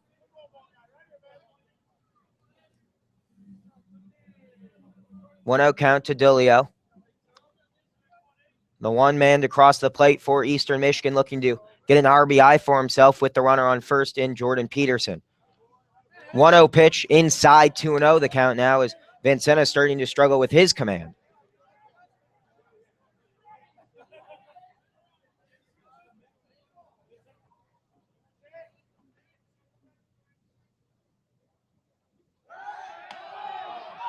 Throwback attempt, trying to get Peterson leaning. However, he got back in time. Van Senna, though, with a good throw, and Benedetti nearly applied the tag for the out. 2-0 count, though, still faces Dillio. Vancena had a nice pick play against Maryland in that second game a few weeks ago to get himself out of a jam. The 2-0 pitch from Vancena is grounded to second. Bivens not able to secure it. He got his glove on it to deaden the bounce, but wasn't able to secure it. So runners now on first and second with one out here in the top of the fourth inning. Eastern Michigan threatening, trailing 6-1. It was a good diving effort there from Bivens over at short, but playing in double play depth, had to come back to his right. Really nothing he could do to get more in range of that one. Lucky that the ball more or less stopped off of his glove. Otherwise, might have gotten away. Peterson could have been heading to third. Medashevsky now at the dish, swinging on the first pitch. He needs to put this ball in play because Eastern Michigan desperately needs runs, and Vancena appears willing to give up those runs with runners on first and second and just one out here in the fourth inning. Medashevsky readies for the 0-1 pitch. Swings on this one, fouls it into himself, so 0-2 the count now. Vancena getting ahead in this count. One out here in the fourth inning. Eastern Michigan threatening with runners on first and second, just one out in the inning. Peterson and Dulio are the runners. Medashevsky readies for the 0-2 pitch. On its way, and Medashevsky fouls this one out of play. Bounces in the parking lot, so they'll do it all over again. 0-2 to Medashevsky, who grounded out to the second baseman back in the second inning in his only at-bat so far in the game. 283 batting average right now with runners in scoring position. Grounds this one right up the middle, and Cronenworth was able to secure the pitch from Bivens. It appeared to just bounce off Bivens' chest, but Cronenworth, Johnny on the spot, standing on second base, able to secure the loose ball. I'm not sure you could rule that a pitch from Bivens, but nonetheless, they'll get the runner out at second base. Medashevsky will easily get to first as the bobble by Bivens prevented the double play from being achieved. So the designated hitter, Adam Dennison, comes to the plate with runners on the corner and 2 outs here in the top of the fourth. Eastern Michigan trailing the Michigan Wolverines 6-1. You're listening to WCBN Sports coverage of Michigan baseball. Wolverines middle infielders lucky after that one. Just a lucky bounce off the chest of Bivens into Cronenworth's hands. Pickoff attempt by Vancena went to third first and then turned around and tried to get Medashevsky leaning. Nothing doing, though, so. That's a play that's actually a balk in the major leagues now. Going towards third and then turning around. Not sure when they'll make the change for college. Dennison readies for the first pitch of the at-bat. Swings on it and misses. Good pitch there by Vancena to get ahead in the count 0-1. Being able to work the inside part of the plate, especially with the breaking balls, is what makes the good pitchers great. Being able to control that real estate. The 0-1 pitch fouled up and out of play, so 0-2 the count now as Vancena looks to get out of the jam with runners on the corners and 2 outs. EMU 0 for 4 on the day with runners in scoring position. 0 for 3 with 2 outs.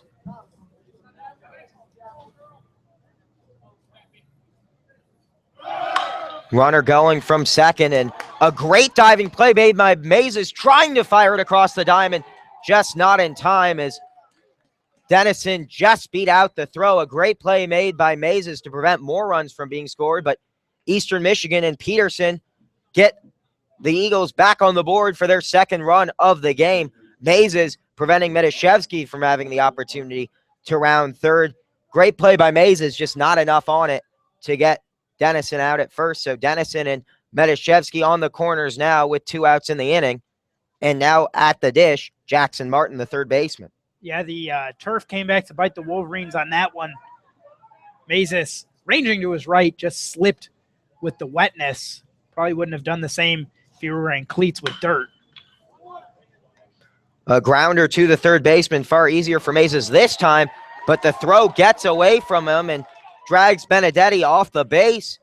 And Mays' struggles continue throwing it across the diamond as now another runner scores. Metashevsky gets across, and Eastern Michigan putting a rally together here in the fourth inning. It's now 3-6. Wolverines just need to settle down. I think Jace Van Sena needs to just continue to work the zone low. He's done everything to his best effort so far, and really it's been on the infield so far. Eastern has only had one hit out of the infield so far today. And now a pitch low, but they got Lett squaring up to bunt. David Lett, a 150 hitter on the season, so the guy you want at the base with a runner in scoring position. But Van Sena just looking to get out of the inning relatively unscathed, but he's already even up 2 runs, and Eastern Michigan still threatening with this 2-out rally. Lett readies to face the 0-1 pitch, squares up to bunt again, pulls back as the pitch is low from Van Sena. 1-1 the count now. Last 2 pitches have been in the dirt, and maybe they're trying to counter the bunt from Lett, but normally the better play is to just go with a fastball up and in, try and force the batter to pop it up. It's a lot easier pitch to control. Different coaches have different philosophies on that, though. Squaring up to bunt, Lett gets it down. Van Sena coming off the plate, nearly throws that one away, but Benedetti just able to stay on the base as he and Lett collided, but that'll be good enough for the 3rd out of the inning. Eastern Michigan puts 2 on the board as we head to the bottom of the 4th. It's 6-3 in favor of the Maize and Blue. You're listening to WCBN Sports coverage of Michigan baseball. Leo Blavin alongside Eli Sherman. Eli, Eastern needed to put an inning together where they got some runs. They did just that against Van Sena in the 4th. Yeah, Wolverines, none of those runs earned charged to Jace Van Sena, so Wolverines continuing to do a nice job on the mound, and really it was just a fielding breakdown there and kind of a little bit of bad luck.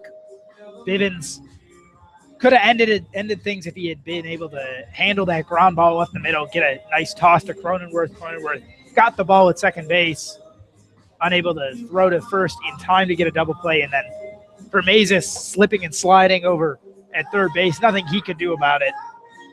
Looks like a new pitcher coming on for the Eagles, Brent Matson. Righty with a 6.52 ERA on the season, 1.9 the whip. 20 1/3 innings pitched, excuse me.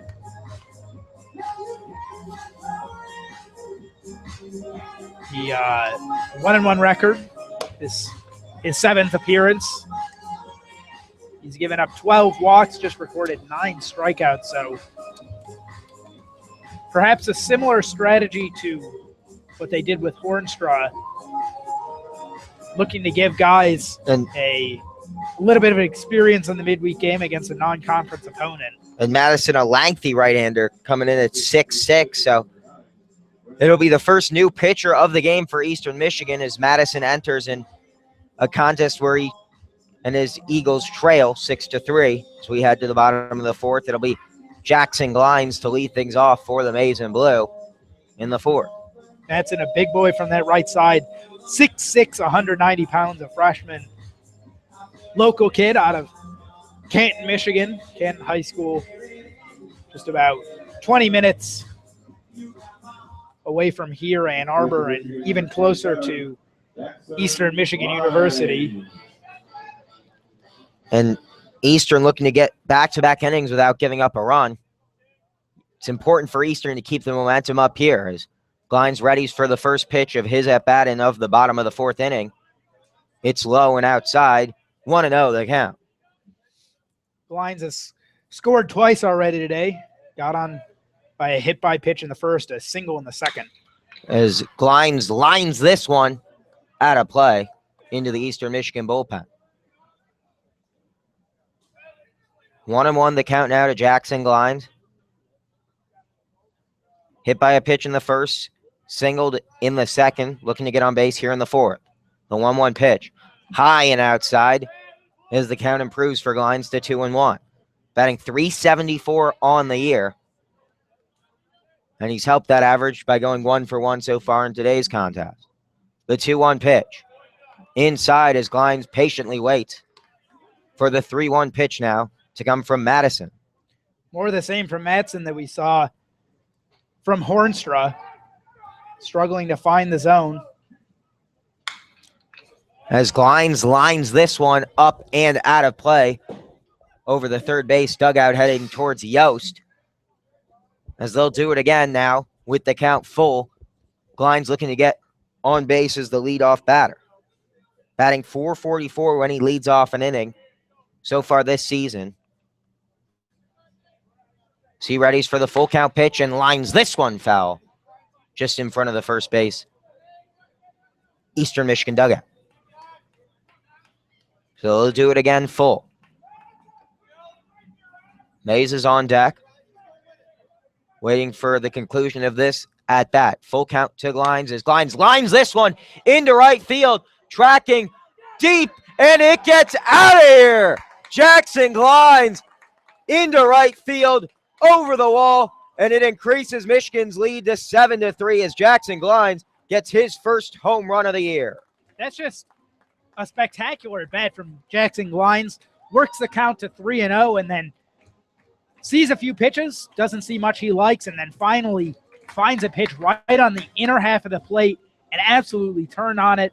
And that was all power, too. The wind barely blowing that flag out there in left center field, and that ball just carried one of the deeper parts of this park.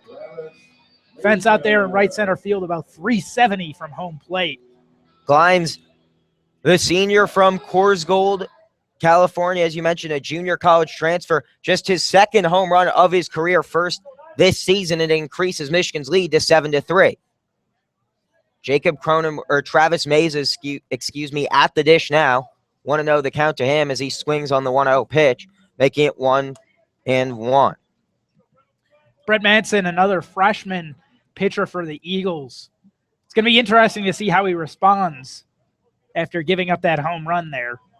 First batter faced, and he gives up a run, and Mays is trying to do the same thing, but this one will be well short. Pop up into center field. Wilson comes under it and makes the easy play. Can of corn leads to the first out of the inning for Madsen. Mays looked like he had big eyes on that one, bigger than his stomach at the very least, going after a pitch that probably was a little bit too high in the zone for him to really get a good handle on. Paid the price with that fly out. Now Carmen Benedetti comes up to the plate. 1 for 2 on the afternoon. First pitch, swings and fouls it behind home plate. Flied out to left, or to the shortstop, in the first inning, and then in the second inning he doubled and got an RBI. Now comes back to the plate in the fourth, looking to add to Michigan's 7-3 lead. The 0-1 pitch is swung on and missed as well, and Madsen's appeared to settle down since giving up the leadoff home run to Glines to start off this fourth inning. Madsen has nice speed out of that right hand, sitting in the high 80s, low 90s on the fastball. The 0-2 pitch is low and inside. Count improves to 1-2 for Benedetti. As the conference on the mound, Madsen and Dillio meeting up. Dillio's done a good job behind the plate for both pitchers so far in this game.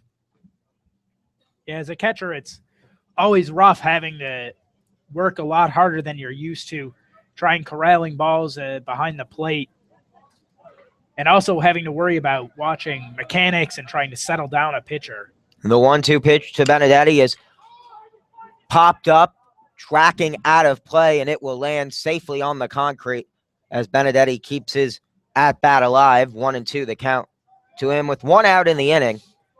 And thanks to the home run from Jackson Glines, the Wolverines have increased their lead to 7-3 here in the fourth.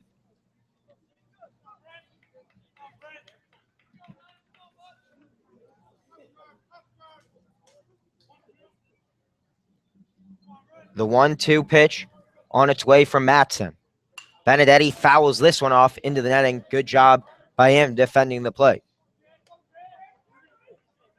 And now with Madsen, the righty on the mound, it'll be interesting to see how the Wolverines lineup responds, given the fact that they are hitting 8 of 9 lefties today.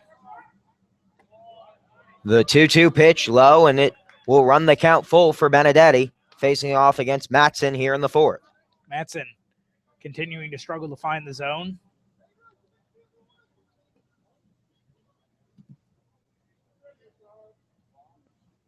The full count pitch again fouled off inside the hands. Benedetti just protecting the plate as best he can. He's put together quite an at-bat as the third hitter in this fourth inning for Michigan. I will comment, though, that Hornstra has seemed to, Matson has done a lot better job than Hornstra to work the ball low, though he hasn't had.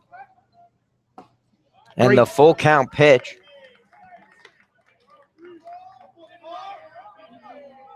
Fouled off, so now the count 3-2 for Benedetti again. The full count pitch to Benedetti is lined into right field, just foul. Good piece of hitting by Benedetti, just a bit early on it, and he fouled it into the Eastern Michigan bullpen. And again, it seems like Matson has had more success working the ball low than Hornstra had. He's had similar command issues, but as this one is lined into left field, tracking deep, Benedetti off the wall, and he will round second, heading for third. Benedetti getting on his horse, sliding in safely as Benedetti gets the triple off the wall, is another deep ball for Michigan, and now Benedetti threatening with the triple. Second extra base hit of the day there from Benedetti, and just like the lines at bat, really worked the count, got to a 3-2 count, and just finally able to make Matson pay on the mound, and that's got to be a killer for Matson, having two guys with 3-2 counts, and then both of them getting 3+ base hits, now at 20 pitches in his first inning of work. Second triple of the game for the Wolverines. Bruder had one in the second. Now Benedetti adds to his double with a triple here in the fourth as Cody Bruder heads to the dish. 2 for 2 on the day is Bruder, looking to drive in the run and increase Michigan's lead to 5 as they currently lead at 7-3. And increases RBI total to perhaps 4 on the day. Pitch low and outside, runs the count to 2-0.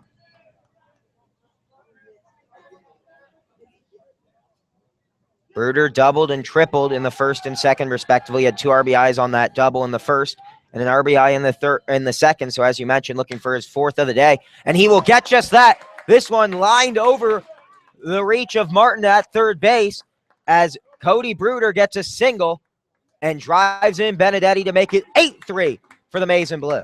Bruder has been absolutely on today, just finding every pitch, and really everything so far has been on the kind of the first few pitches of the at-bat. He hasn't gone more than 3 pitches in an at-bat, and each time he's able to find the pitch, pull it to the right side, or pull it to the left side, excuse me. As Bruder now, he had a double in the first inning, a triple in the second, and now a single here in the fourth. So Bruder doing a good job getting on base. He's 3 for 3 now with 4 RBIs as Jake Bivens steps into the mound, the one guy who's struggled so far in this game along with Drew Lugbar. He did reach with a single in the first, but grounded out in the second. He drives this one into center field. Under it is Wilson to get the second out of the inning for Eastern Michigan. Wolverines have been hitting Matson really hard of late. Even the pitches that they fouled off have seemed to go quite a ways. They're able to get good contact, and really the key is timing him up, not dropping the hands too much, hitting everything on a line so far since Matson came into the game at the beginning of this inning. Kyle Jusick now at the plate. He walked in the first inning, flew out to center field in the third. Bruder on first for Michigan. Pitch is driven by Jusick deep to right field, but just not enough on it as Jordan Peterson gets under it for the third out of the inning. Michigan adds 2, though, to counter the 2 put on by Eastern in the top of the fourth. So 2 runs for each side in the fourth inning as we head to the top of the fifth. 8-3 the score in favor of Michigan. And one of the biggest keys in particularly college pitching is getting those shutdown innings. You know, you're a young pitcher, you got to learn how to how to find success after your team helps you out, puts a few on the board. And we saw Matson right there just unable to handle it, gave up the leadoff home run to Jackson Glines, who absolutely smoked that ball to right center field. And then Wolverines strung together a few hits to finally score Benedetti. Vancena going to come back to the mound for the fifth. Third inning of work for the freshman. He's another guy with quite a bit of speed on that fastball. Has a nice zip, rides real low, comes over the top. It's a good arm angle, makes it tougher to hit for the batters, having to hit a pitch that's coming in almost vertically rather than on a line. And Vancena struggled last inning. What did you see from him in the last inning that led to those struggles as opposed to in his first inning, in which he got an easy 3 up and 3 down when he was inserted in the third? Last inning, he gave up 2 runs. Well, I wouldn't say it's so much Vancena's struggles as much as the fielders had issues. Most of the balls put in play by the Eagles were on the ground. You know, the infield just was unable to handle things. You know, Bivens over at short had a diving play that he wasn't able to get quite there in time, and the ball kind of dribbled over to his side, allowed an infield single. Also, there was the missed double play at second base that Michigan had a fluke that allowed them to just get 1 out. Arguably, they were a little bit unlucky, or they wouldn't have had anything on that play. And then, of course, the Mazes diving stop over at third base where he slid out and unable to get the throw. Austin Wilson starts off this inning with a deep fly to right field. Slater gets under it, so 1 pitch and 1 man down as Wilson pops up to right field for the first out of the inning.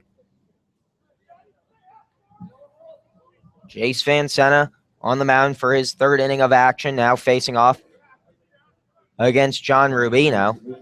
Rubino, .268 batting average on the season. Doubled in the first inning, grounded out in the third. Squares up to bunt here in the 5th inning and pulls it back. Ball outside, 1-0 the count to Rubino. The 1-0 pitch. Low, and the count improves to 2-0. Rubino, not surprising to see him squaring. He leads the team in both stolen bases and attempts. The 2-0 pitch to Rubino on the outside corner for Vancena, who gets the first strike of the at-bat, and he's ready to get the 2-1 pitch in. Working quickly is Vancena, but the pitch well outside, 3-1 the count. Appears there are a couple pitchers warming up the arms down in the Eagles bullpen. Everybody's still with sweatshirts, though. The 3-1 pitch is lined deep by Rubino, but Glines tracking and gets under it for the second out of the inning. 2 fly ball outs here for Vancena in the 5th.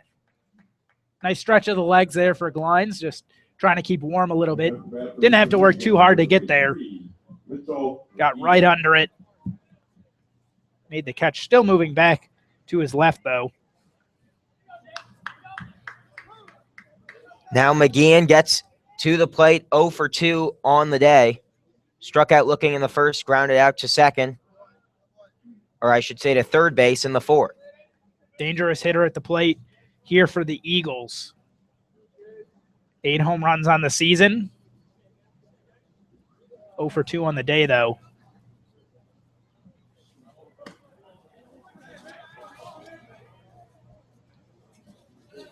McGeehan takes the second pitch for a ball. Count improves to 2-0 for McGeehan, looking to get on base for the first time in today's contest.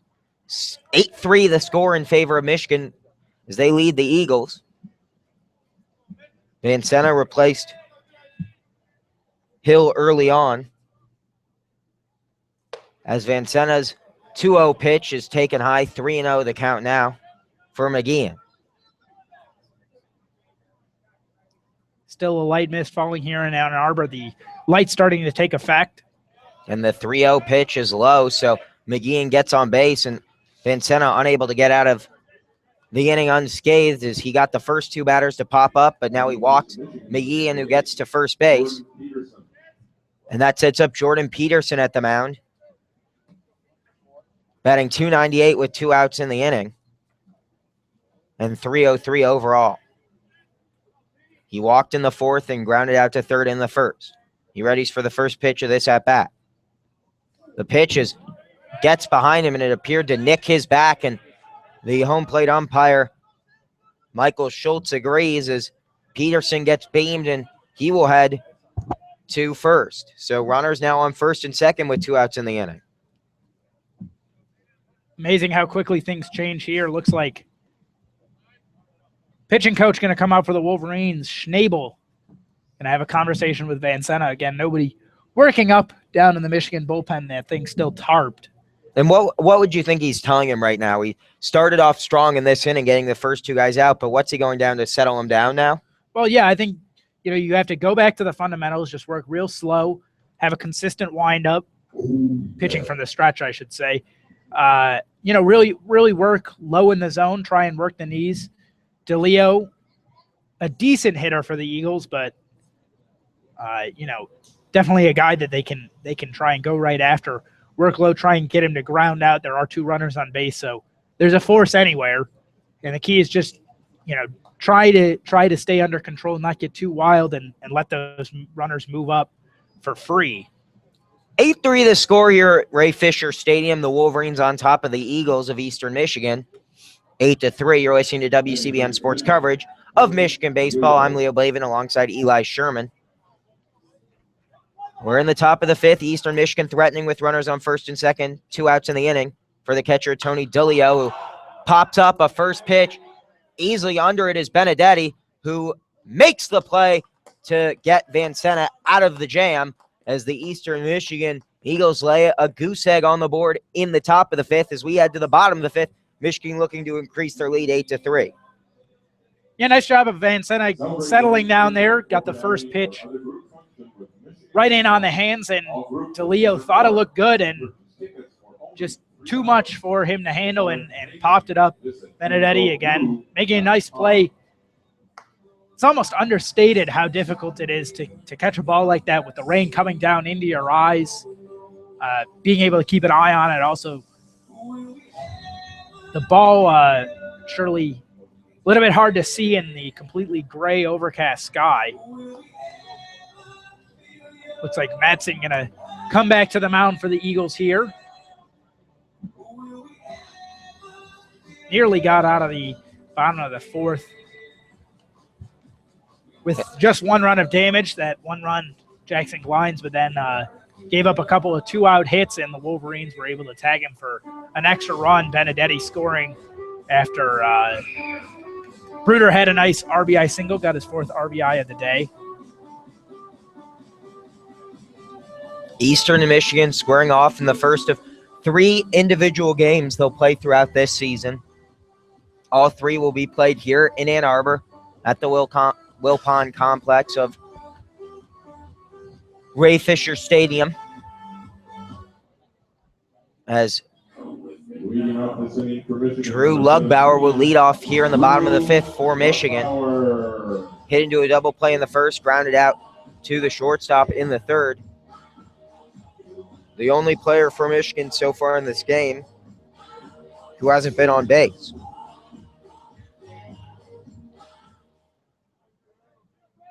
Drew Lugbauer batting .211 on the year as the catcher readies and swings and misses everything on the first pitch of this at-bat. Lugbauer starting to get frustrated down there at the dish. He struggled all day and really all season.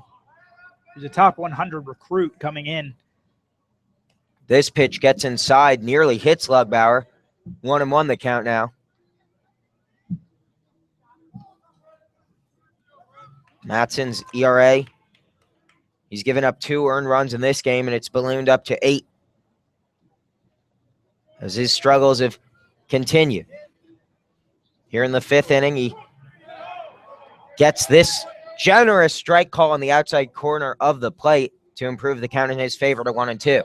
I think generous is a good word for it. Looked like it was a few inches off the outside corner.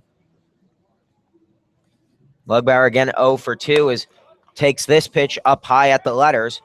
2-2 the count now for Lugbauer.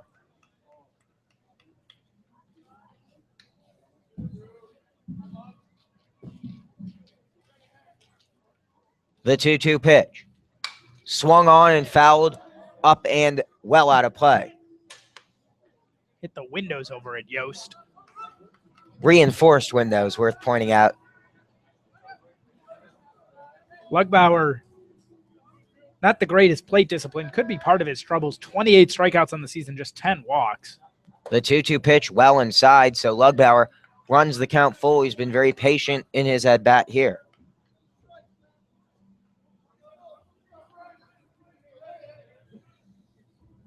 So the full count pitch from Mattson is delivered, and it's lined up and into the Michigan bullpen. So the count will move nowhere as it stays at 3-2.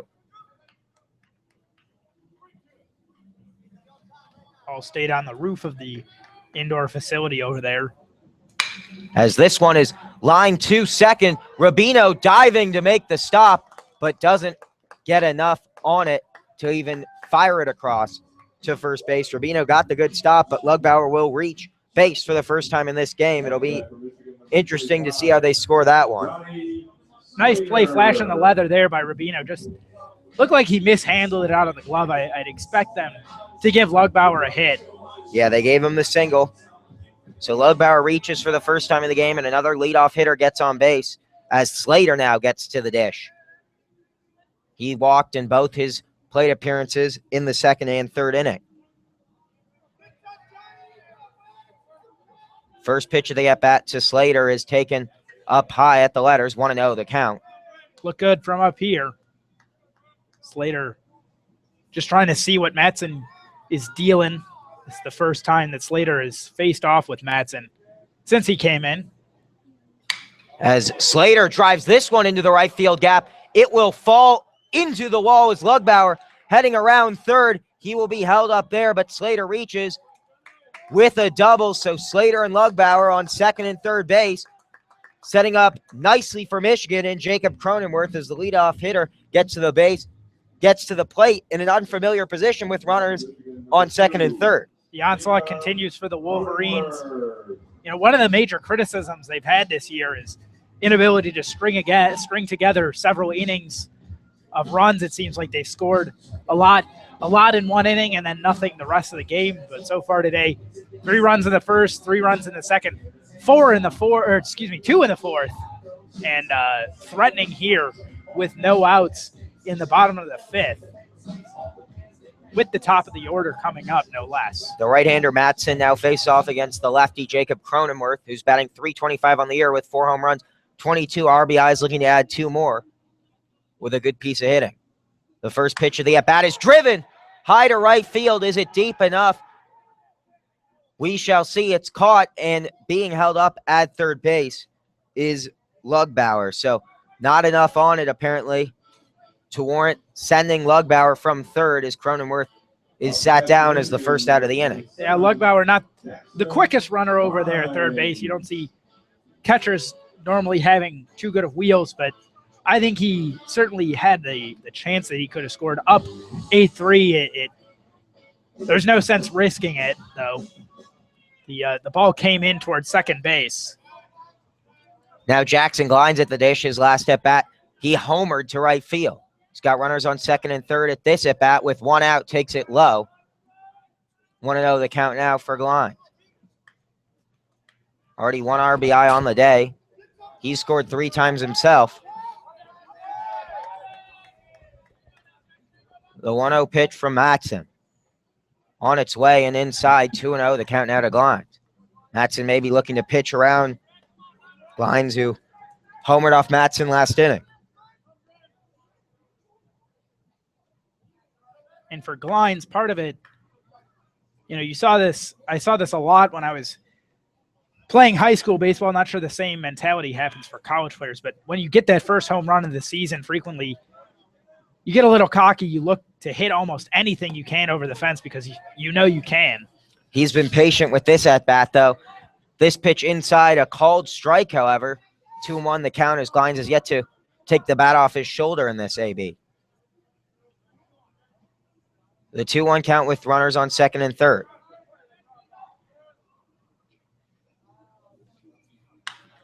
This one popped up in the infield. It will stay. Rubino, the second baseman, gets under it and settles it for the second out of the inning. So 2 down now as Matson looks to get out of the jam after having the first 2 batters reach to third and second. Runners still in scoring position for Travis Mazes, however, who singled in the first inning. Yeah, this would be a big confidence boost for Brent Madsen, the freshman, allowing the bottom 2 hitters in the Wolverines order to get on base, and then if he were able to go 1, 2, 3 with the top of the order, that would be huge.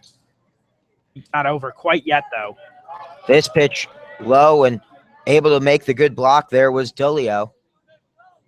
1-0 the count now to Mazes, who's got 14 RBIs on the year, 1 for 3 in today's contest. Slater and Lugbauer on second and third, respectively.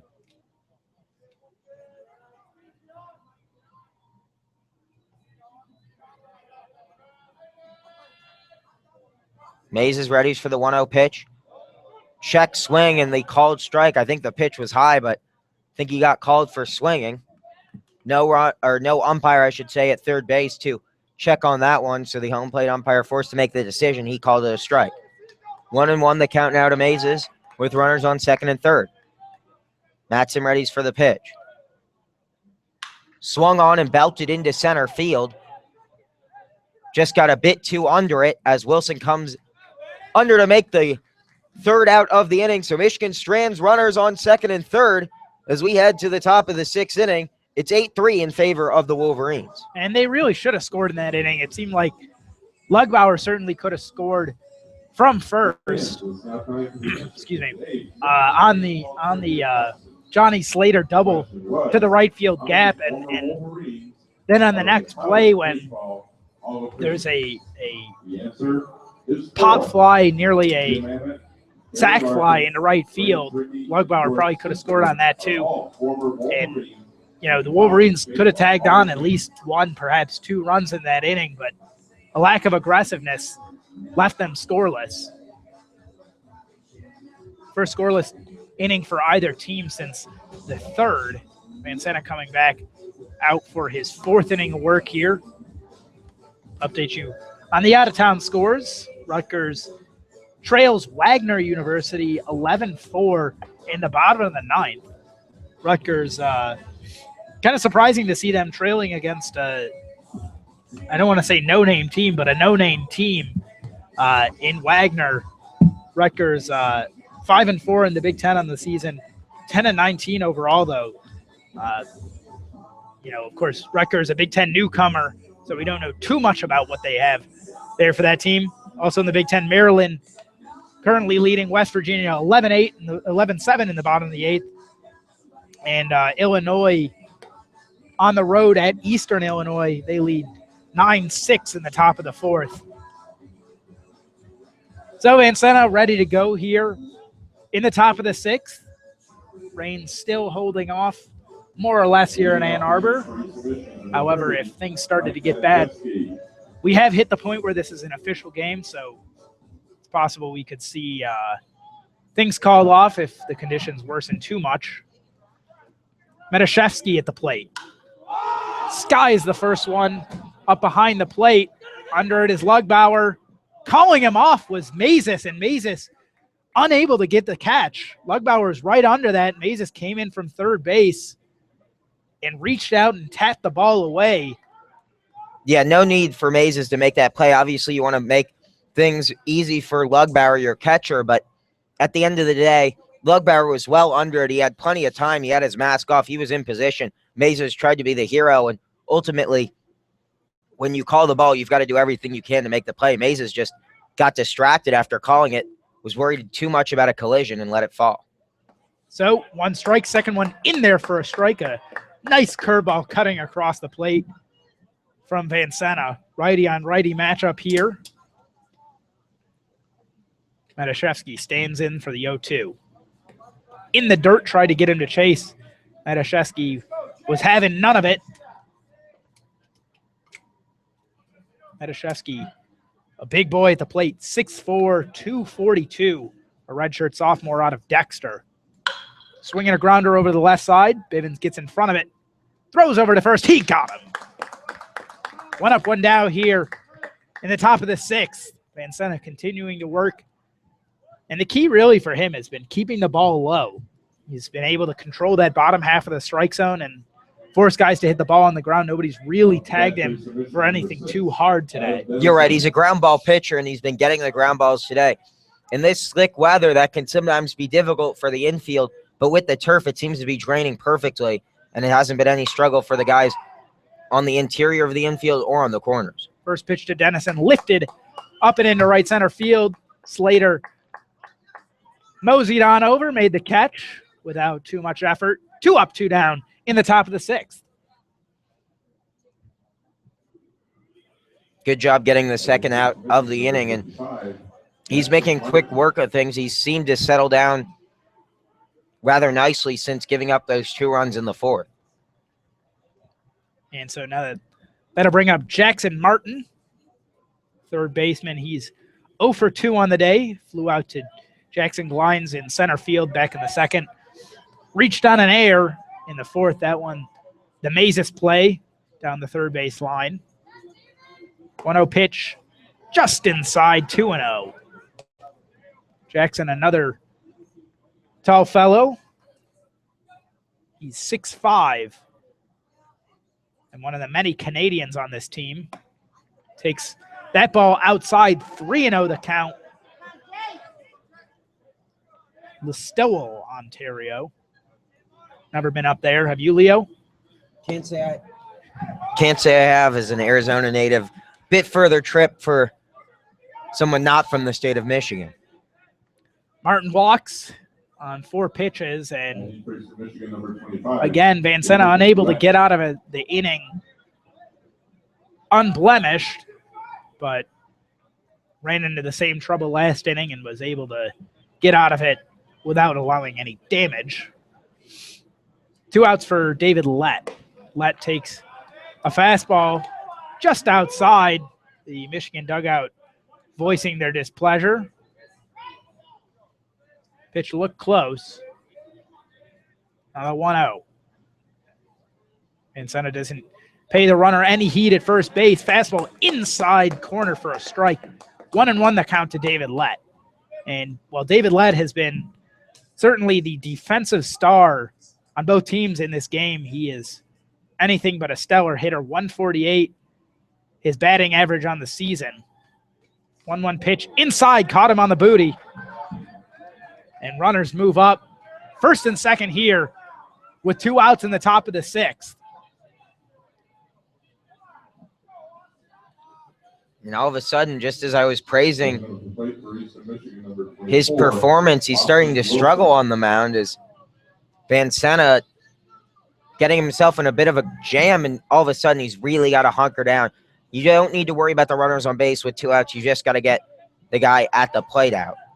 Lugbauer went out to have a conversation with his pitcher. Freshman battery here for the Wolverines in the top of the sixth. 8-3 lead for the Wolverines. You're listening to WCBN Sports. Eli Sherman alongside Leo Blavin. Austin Wilson at the plate, the leadoff hitter for the Eagles.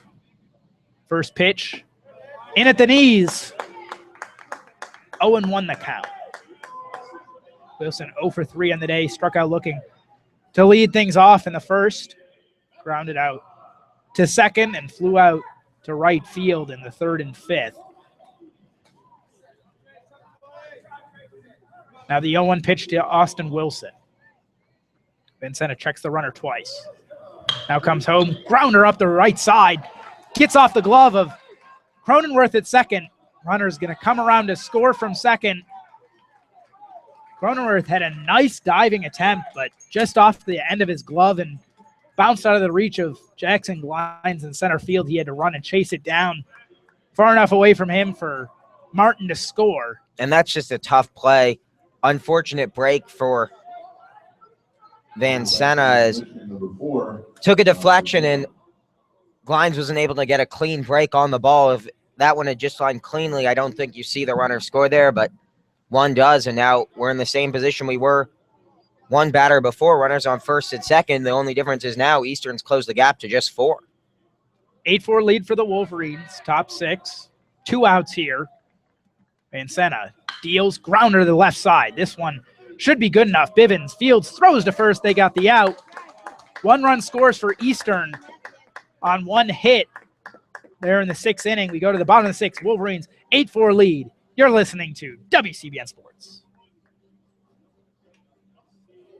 Things just about ready to get underway over at Alumni Field. They're doing the starting lineup intros. The players are running out to their positions. The Wolverines women getting settled, waiting for the national anthem to get started there. That game a 6 o'clock start, so just about a minute away from getting underway there. As soon as this one ends, we encourage you to shift your attention over there. Morris Fabry on the call for WCBN 2, our second YouTube channel. Wolverines have lost just 6 times on the year. As Leo mentioned earlier, 4th-ranked team in the nation. And much like the baseball team, also playing Eastern Michigan across the way. So Matson stays in the game for the Eagles here at Ray Fisher. It's going to be Benedetti, Bruder, and Bivens, the 3 Bs, left, right, left. In the bottom of the 6th, those 3 are a combined 6 for 9 on the day. Bruder, certainly the high point of those 3. He's had 4 RBIs and a single, a double, and a triple on the day. He's accounted for half of the Wolverines' runs. Benedetti steps in. Matson in a 3rd inning of work, I should say. Inside to Benedetti, 1-0. Benedetti hitting .348 on the season, .384 is on base percentage. And grounds this one to the right side. That one's through. Going to the gap. He gets sent to second. Coming in hot. Sliding. He's safe. Just able to hold down as he went sliding past the base. But his 2nd double of the day, 3rd extra base hit. He had a triple in the 4th. And the Wolverines already getting things going again here in the bottom of the 6th. Looking to add to that lead. They did not score in the 5th, though. They had runners on 2nd and 3rd with no outs. And the leadoff runners, we've seen what kind of problems they've caused for the Eastern Michigan pitchers today. Benedetti looking to add to those struggles. So Bruder comes to the plate, 3 for 3, a single in his last at-bat, triple in the 2nd, and a double in the 1st. First pitch, sky down the right field line. That one goes off the light post down there in the Eastern bullpen and falls in foul territory. 0-1 the count for Cody Bruder. Bruder came into the day 25 RBIs on the season, now at 29. Benedetti, of course, leads the team and the Big Ten with 35. 0-1 pitch. Matson steps off, checks Benedetti back to second base. The infield is shifted over to the left side a little bit. The shortstop is playing way deep in the hole. Rubino playing close to second base, about 10 feet behind it. And the first baseman, McGeehan, playing a good 15 to 20 feet off the baseline, about 10 feet back. So they're expecting Bruder to pull. Situational hitting will be key here. Drive something to the right side so that Benedetti can score a pickoff attempt to second base. And Rubino, who had just gone in to have a conversation with Matson, is going to go in again and say, that pickoff isn't what I was looking for. Benedetti was in standing up. The throw almost got away from Rubino.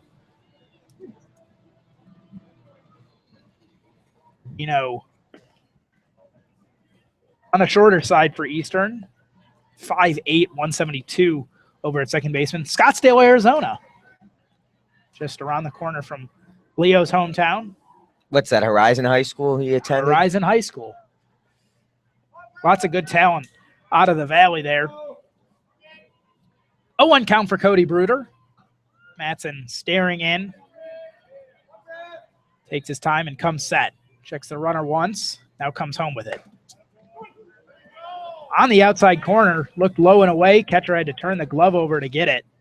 Bruder gonna ask the ump for clarification, just make sure he heard correctly that it wasn't indeed a strike. Count moves to 0-2. 0-2 pitch. Swinging a line drive foul. That one gets all the way to the track across the parking lot. Outdoor track behind us and to the right here at Michigan. Indoor track out. A barn-looking thing out in right field. Wolverines track season well underway. They went to University of California out in Berkeley this weekend. Got to run on the Golden track there. 0-2 count. Checks it. That one's low. Nice job of Bruder to hold up. 1-2 now for Cody Bruder. Junior out of California. Transfer here to begin the season. Steps back in. The 1-2 pitch. Line drive into the right field gap. That one's going to be down. Benedetti rounding third. He's going to score easily. Bruder rounding second. He's heading to third. And he'll be in. Standing up, rounds third. Had to hold up there. Almost got the cycle there. Second triple of the day for Bruder. 5th RBI. Wolverines take a 9-4 lead. Bottom 6. And Madsen just wants the pain to end here. Bruder absolutely in the zone today. Now 4 for 4 with 2 triples. And he's got to be loving his performance so far in this game. As must almost feel like he's hitting a beach ball out there. He's really just raking today. Anytime the ball looks bigger than it is, you know it's a good day. Basically everything going his way. And a nice job in the 2-strike count. Ball gets away from DeLeo a little bit, but not quite far enough for Bruder to try and come in. 1-0 to Bivens. Bivens 1 for 3 on the day, had a single in the first, and nothing since. But Bruder, everything has seemed to go his way, and he's been able to work the counts and stay alive until he's able to get his pitch. That was the first count he really had to go deep in. Fouled off by Bivens. That one goes into the fence along the third base line. 1-1 the count. Bivens, a .287 hitter on the season, playing shortstop in his freshman season. .416 the on-base percentage. So good patience from the freshman. Takes a strike on the inside corner. Nice pitch there from Brent Madsen. Nice fastball, just caught the corner near the knees. Madsen comes set for the 1-2. Inside, caught Bivens on the ankle. Bivens gonna go over to first base, take a few steps around, ask for time, and try and shake that one off. Last thing you want on a day like this where the Wolverines have just tagged Eastern for several runs, 9 runs on the day. Last thing you want is the guy to get injured in a more or less unimportant situation, also a non-conference game. Looks like a home run was just hit by the Eagles over at the softball field. Somebody rounding the bases there.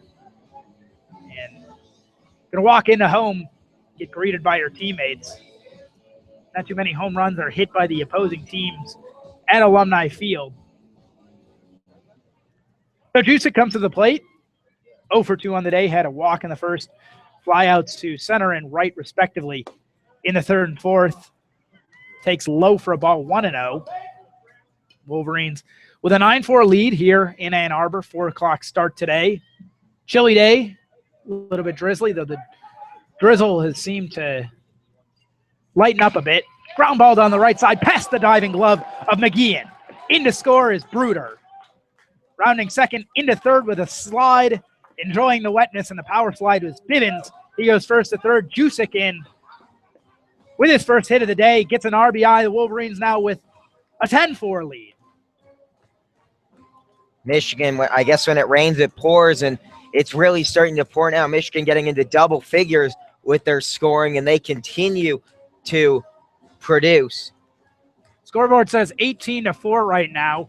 Not sure how the Wolverines managed to score 9 runs on 1 hit. Now the correction made. 10-4 the score here. 2 runs in the 6th. Still no outs. Lugbauer coming to the plate. He got his first hit of the day in the 5th inning. First pitch way up high. Jusic got a big lead there. Don't expect him to be too much of a base-stealing threat over at first base. So everybody on the Wolverines has a hit today except for Cronenworth. Cronenworth 0 for 3. 1-0 pitch. In on the hands, pops that one up and out of play. 1-1 the count for Drew Lugbauer. Batting average slowly creeping up. About a week ago, he was below the 200 mark, now at 220 on the season.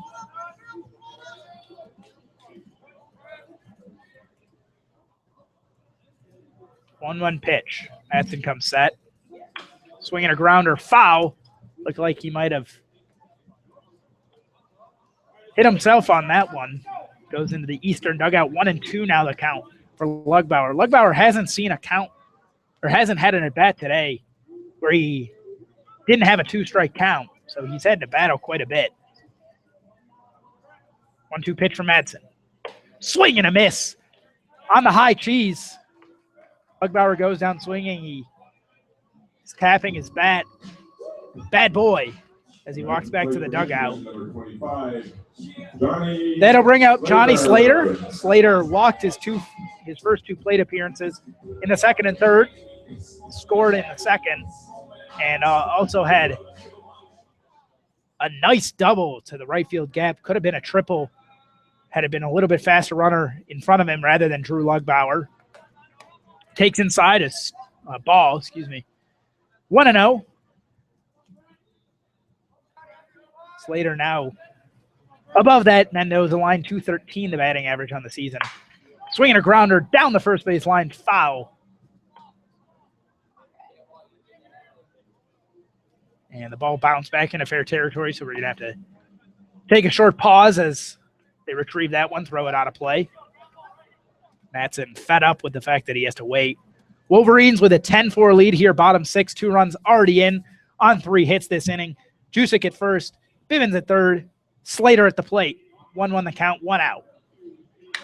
Swinging a drive down the right field line. That one's going back at the track. It's gone. 3-run home run. Johnny Slater. Wolverines up 13-4 here in the 6th inning. Wowee. Michigan just pounding it off right now. That ball driven well deep. And the 2nd home run of the game for the Wolverines makes it 13-4 as the Wolverines looking to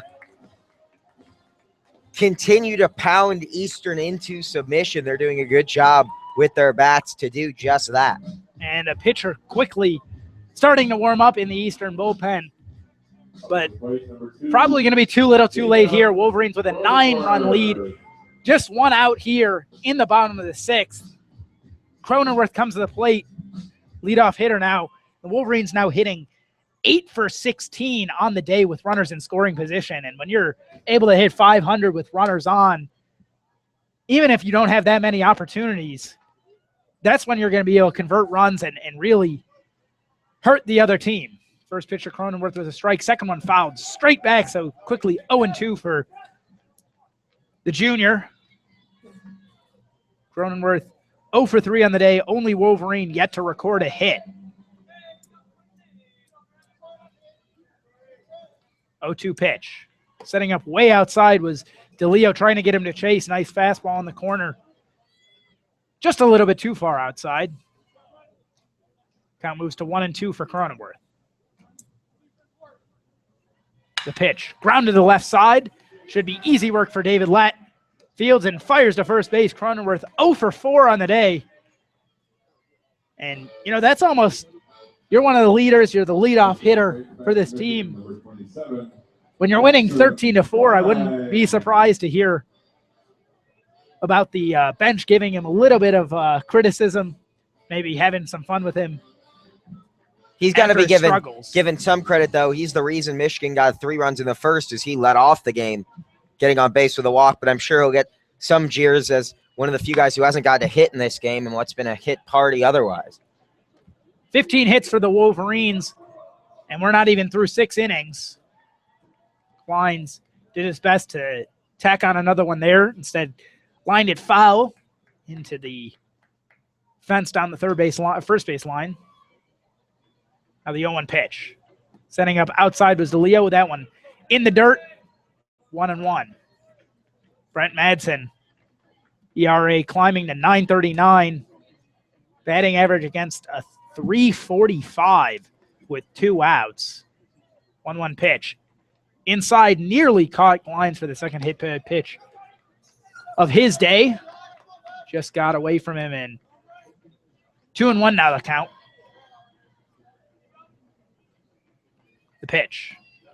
In there low, 3-1 for Kleins. Brent Madsen's line, ugly at best. 2 2/3 pitch so far, 9 hits, 7 runs, all of them earned, 1 strikeout. As Kleins lines that one foul. Nearly fair. Count moves to 3-2. He saw a good pitch to hit and took his chance on a 3-1 count. Count moves to 3-2 with 2 outs here.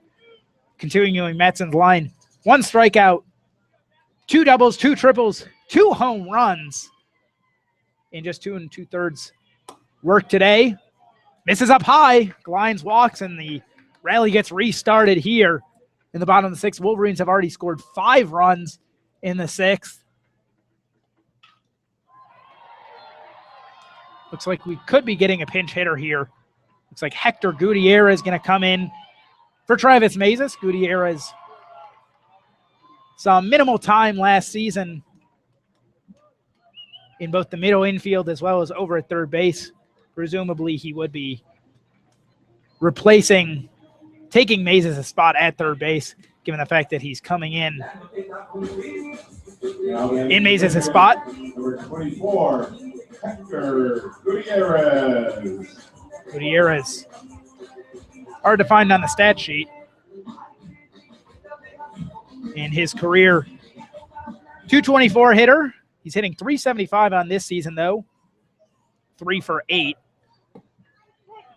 Takes the first pitch for a strike on the outside corner.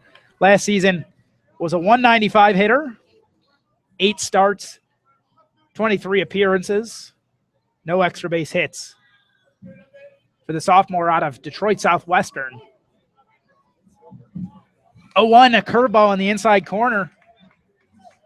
Quickly 0-2 for Hector Gutierrez.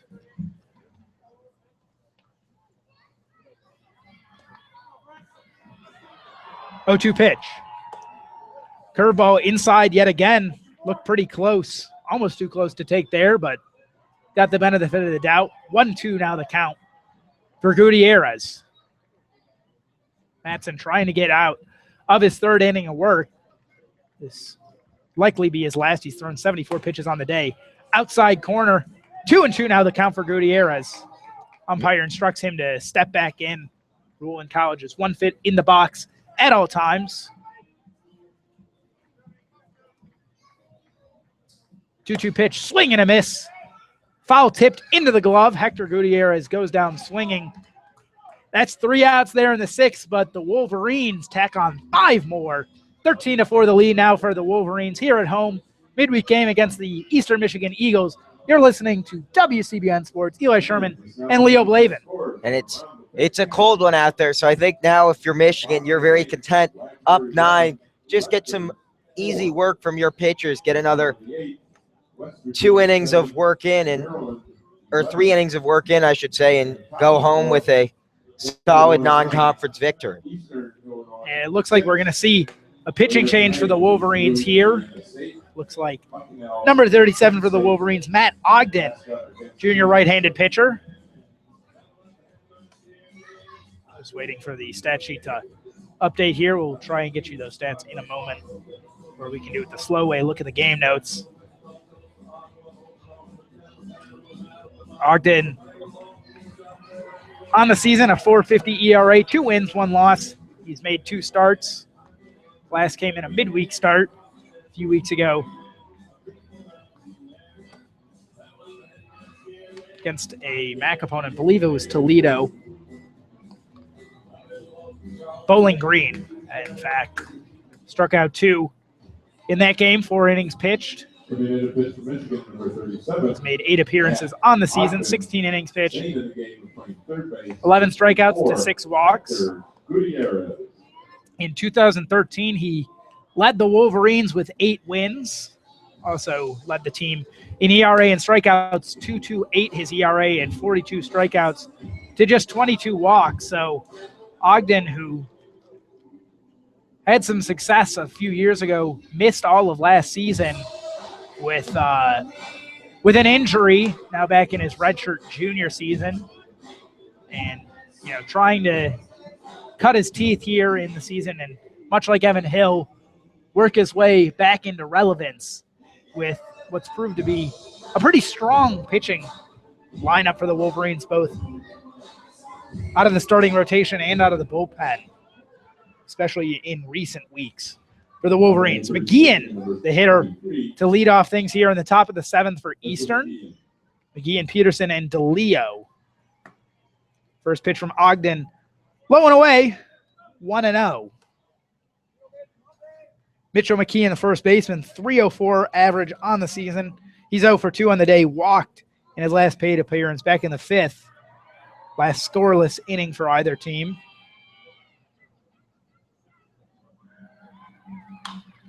This one fouled. Up and out of play, 1-1 now the count. Looks like the Wolverines women are getting things done over at the softball field. They've been up to bat in the bottom of the first for about 15 minutes now. 1-1 pitch. Inner half of the plate, just low.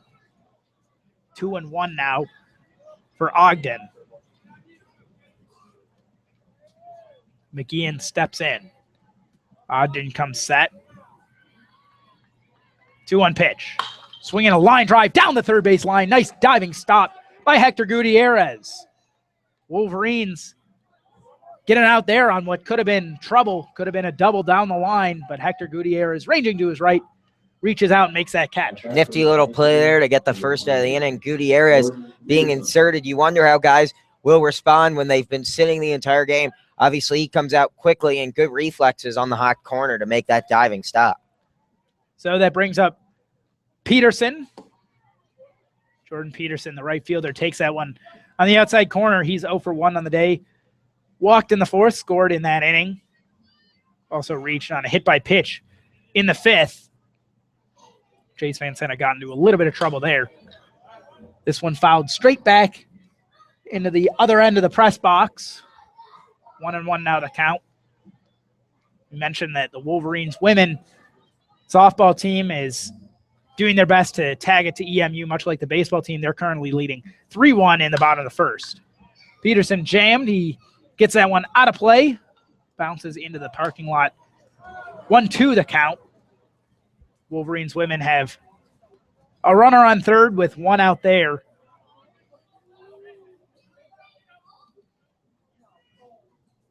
Ogden comes set for the 1-2. Curveball. He got him looking. Peterson absolutely frozen on that curveball from Matt Ogden. Cuts right across the heart of the plate, in at the knees. Nice frame by Drew Lugbauer. And the Wolverines have 2 outs in the top of the 7th, trying to get their first perfect inning in quite some time here on this Tuesday afternoon. DeLeo comes to the plate. He's 2 for 3 on the day, had a double and scored in the 2nd. Grounds the first pitch over the left side. Bivens fields, fires. He got him. 1-2-3 inning. For the Wolverines in the top of the 7th, they go to the bottom of the 7th, trying to add to the lead. 13-4 the score here in Ann Arbor. You're listening to WCBN Sports. Presented by Blue Cross Blue Shield of Michigan. Now join us in the time-honored tradition. Stretch time here in Ann Arbor, and Michigan has to be pleased with their offensive performance today. And this is the type of performance that you could see carry over for an extended period of time. When you put up 13 runs, it's hard to go cold with the bats after a performance like that. So the Wolverines have to be confident going into their big weekend series at Penn State. Over the softball field, Aiden Falk, the catcher, at the plate for the Wolverines. Wolverines have first and third after looks like Wagner walked on her last plate appearance.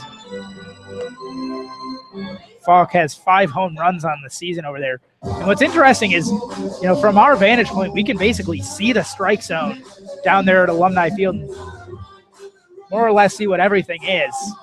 Outside pitch right there for a ball. Falk, now a 2-0 count. Funny, calling a game that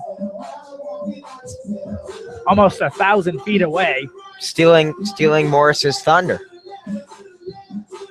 Leo, of course, referring to Morris Fabry over at Alumni Field, calling that game on WCBN2. We encourage you to head on over there after this one concludes.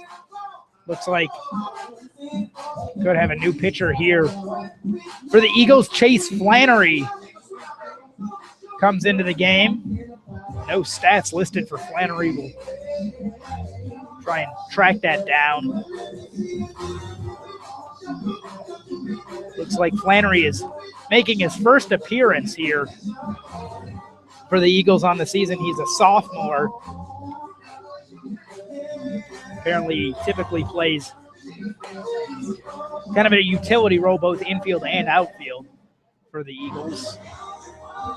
Doesn't look like he's listed for any hitting appearances either. So Flannery, if our stats serve us, is making his first appearance on the season, and he's a walk-on on this year's squad. So a guy definitely worth rooting for. He walked onto the team in the fall of this year, so getting his first ever appearance as a Division I baseball player, and I'm sure this has to be quite the thrill for him. Kendall Patrick in the game now for the Wolverines. Pinch hitting for Benedetti. Patrick typically plays catcher, first base, and designated hitter, so plenty of options for him. If he stays in the game, takes the first pitch up and away, 1-0. The count from Chase Flannery.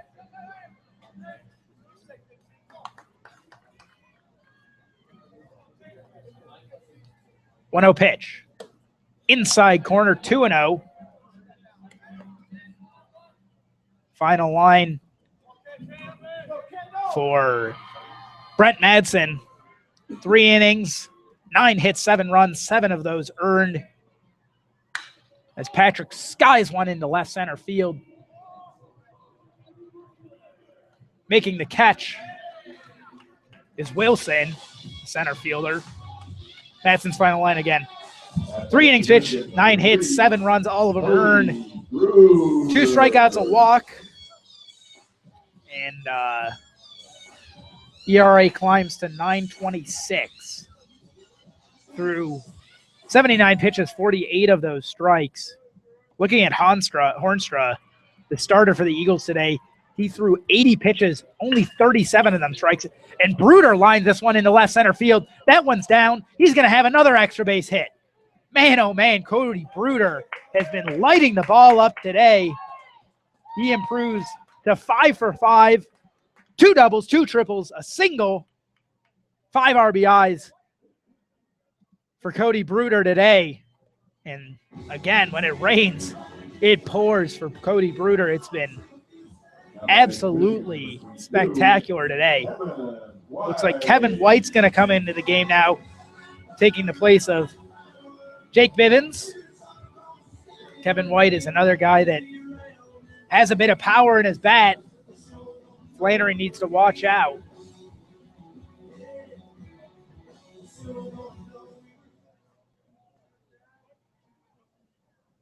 Over at Alumni Field, Wolverines have the bases loaded.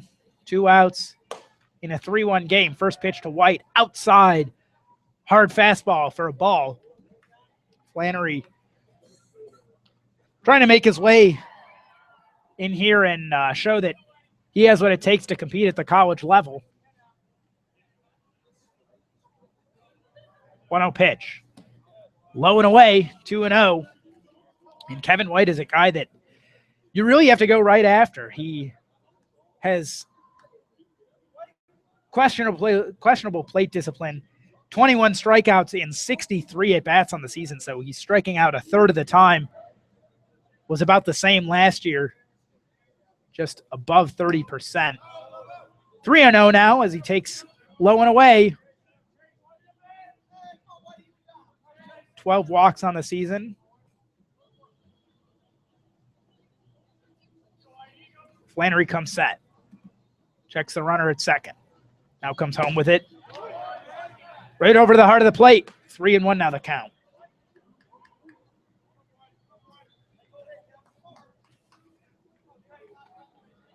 Flannery isn't even listed on the roster, the official roster of the Eagles. Misses away, and Kevin White is on with a 1-out walk here in the bottom of the 7th. Jamet going to come in to hit now for the Wolverines. And it looks like Harrison Wenson is standing in the on-deck circle. So looks like everybody that normally is on the bench is going to get a chance to strut their stuff today, maybe earn a little bit more playing time for the future. Again, 13-4 lead here. Bottom 7. Runners on first and second with 1 out at Ray Fisher Stadium. WCBN on the call. Flannery misses away. That's 5 straight balls now. Jamet, a big boy down there at the plate. 167 his batting average on the season. 1 for 6. Pops this one up and out of play. Foul ball. Count moves to 1-2. Jamet on his career for Michigan is a .222 hitter. Has not hit above .231 in any of his seasons. He is a member of the Michigan Leadership Council, something that Wolverines have instead of captaincy. And Jamet lines this one down the third base line into the corner. Brewery coming around third. He's going to score. Kevin White into third. Jamet gets a double. And Jamet, who has had just 1 hit on 6 at-bats this season, gets a second one right there, gets an RBI.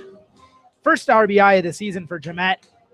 And that's got to feel good for a senior who doesn't get much playing time, being able to come out and come into the game, get a real clutch hit, and extend the lead to 10 for the Wolverines now. 14-4 the score. And as predicted, Harrison Wenson going to come to the plate now. Wenson saw a lot of time at catcher last year. Split time with Cole Martin, particularly when Martin needed a day off here or there. Wenson hit .222 last year, hitting just 100 on this season. 2 for 10.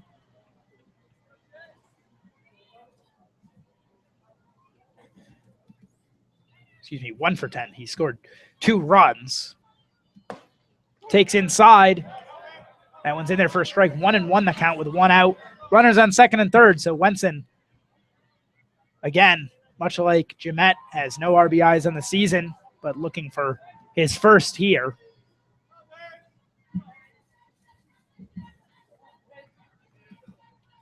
One and one count. Flannery comes set. The pitch. Swing and a foul. Back towards the hands of Johnny Slater on deck. He corrals it, and they reset at 1-2. Wenson out of U of D.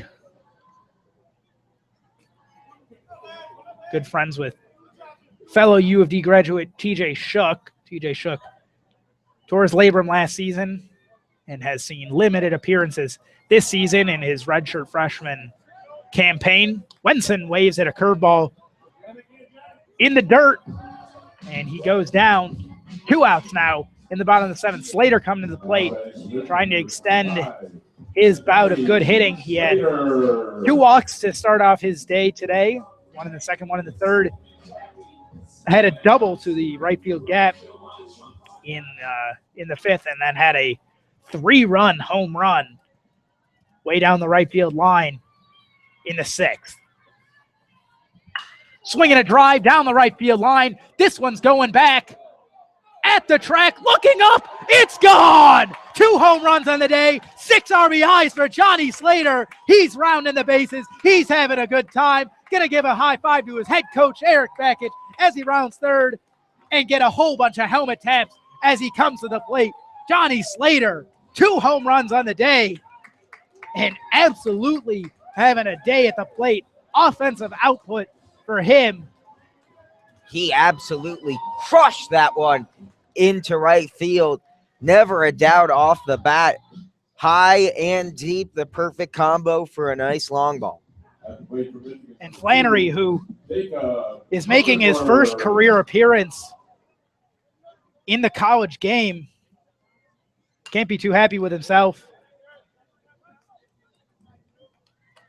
After that, Cronenworth fouls one straight back.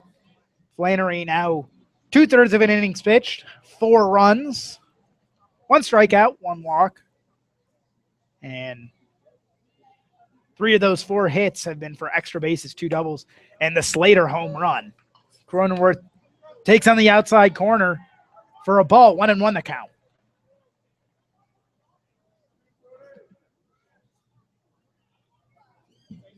One pitch. Cronenworth grounds that one up the middle into the diving glove of Rubino. He gets up, fires to first, and he got the out. Cronenworth now 0 for 5 on the day and had a walk in the first, but less than stellar effort from one of Michigan's leaders in this Tuesday afternoon game. Again, only Wolverine yet to record a hit. Only starter, I should say, yet to record a hit. Some of the pinch hitters came in, didn't have quite the pinch hitting success that you'd hope if you were a bench player. Wenson stays in the game for the Wolverines behind the dish. Ogden stays in the game, continuing to pitch. Looks like Jacobson might be coming to the game. We'll update you that in full in just a moment. Stretch crew out in left field having a good time with it. 13-run lead here, 17-4 now the score. Looking at the scoreboard, just looks ridiculous. 3 in the first, 3 in the second, 2 in the fourth, 5 in the 6th, and 4 there in the 7th. Still have 2 innings to play. Wouldn't be surprised if the Wolverines get a few more subs in, try and get some guys reps that they don't normally get. So update you on the defensive alignments for the Wolverines. Bruder stays put in left field. Slater moves over to the center field from right. White stays in the game at right field. Jacobson comes in for Bivens. He's at shortstop. Gutierrez came in the game last inning at third. Patrick, the first baseman. First pitch, line drive into left center field. Slater tracking back, gets out of his reach. He fields it at the wall, fires in, and holds Metashevsky to 2 bases. Metashevsky rounded second base hard, had to come back as Slater made a nice throw from the center field wall to keep him put. So Ogden gives up a leadoff double here in the top of the 8th.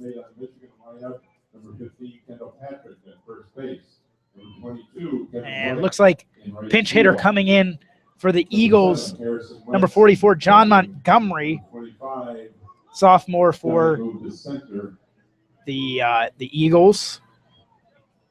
Montgomery, 301 hitter on the season. Seems like he's not one of their normal bench players. Seems like he was just getting the day off today. He's a 301 hitter 25 games played, 18 of those started. Has 4 home runs and 2 doubles, 11 driven in. First pitch, a curveball right over the heart of the plate. 0-1.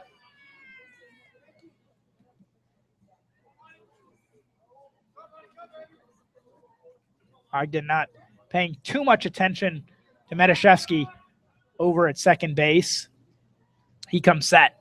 Fires home without checking the runner. That one's low. Wenson had to range to his right to make the stop.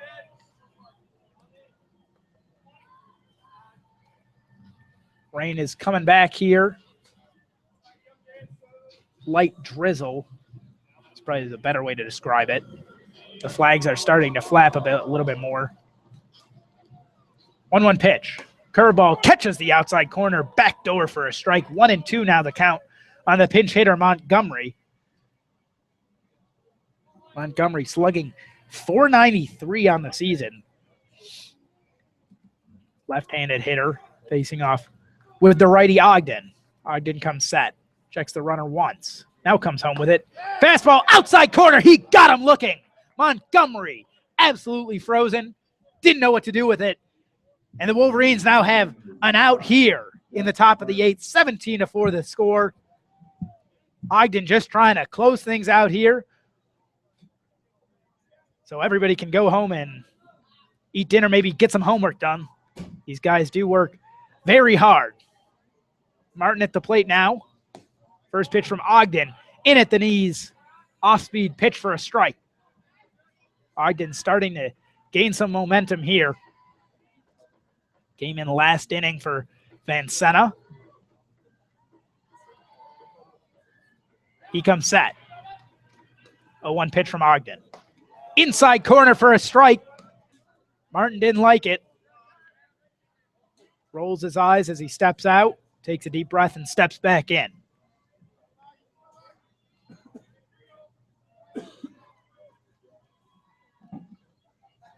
O2 pitch. Ogden checks the runner once, comes home with it. Swinging a grounder, fouled on the first base line.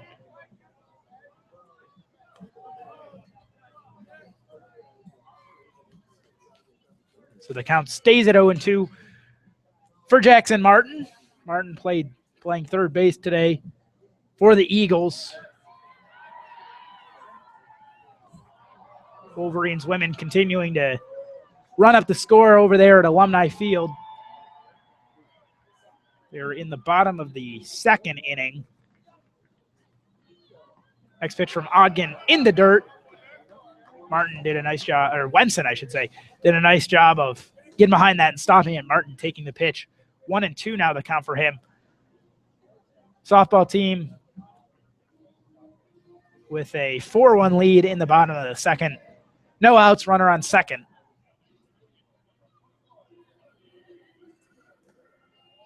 One-two pitch in the dirt yet again. And Wenson gonna call time, ask for a new ball. Walk that out to Ogden, the pitcher. Tell him to settle down. 2-2 the count for Martin. It would take a miracle at this point for the Eagles of Eastern Michigan to fight back into this one, down 13 in the top of the 8th with 1 out. Ogden taking his time to come set. Now he does. Comes home with it.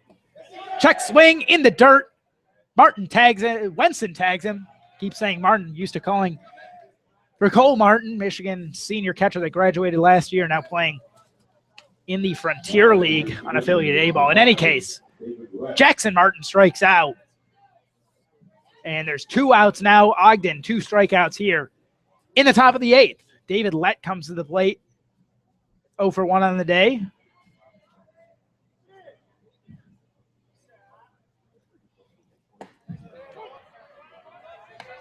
First pitch, outside corner for a strike.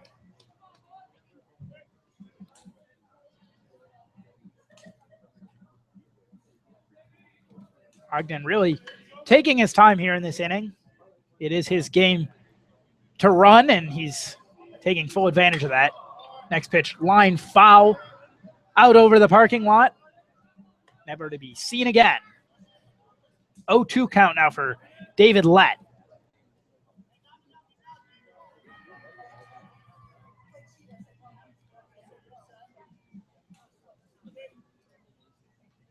0-2 pitch. Ogden coming set. Swinging a line drive down the right field line into the bullpen. Foul. Count stays at 0-2. Ogden trying to close out another decent inning of work. Would be his second inning of work today. And at this point, Eastern likely just trying to work on the fundamentals, get things back under wraps. Pop up to the right side. Under it is Cronenworth. He makes a catch easily. And the Eagles are down and out in the 8th inning. We go to the bottom of the 8th. Wolverines up 17-4. 18 hits on the day to just 6 for the Eagles.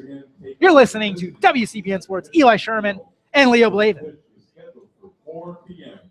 I'm going to take this time to encourage you to rate, comment, subscribe to our YouTube channel. These broadcasts, of course, student run, and always looking for your commendation or criticism, whichever you prefer.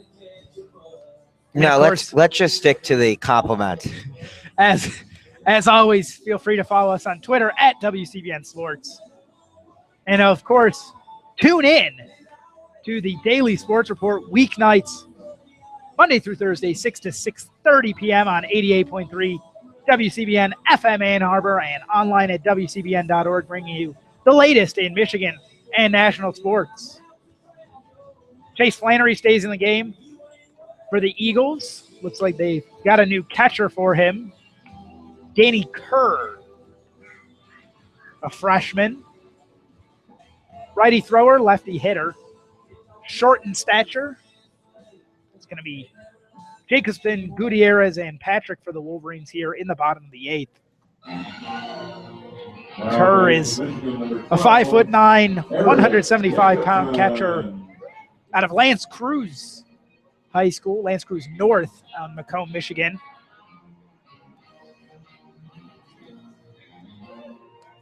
I remember traveling out that way for a few of my brother's games back in the day.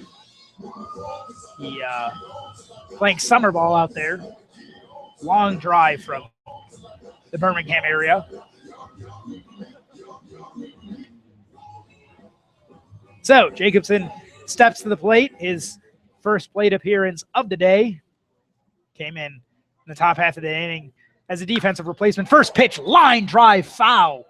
Whew, he got a hold of that one.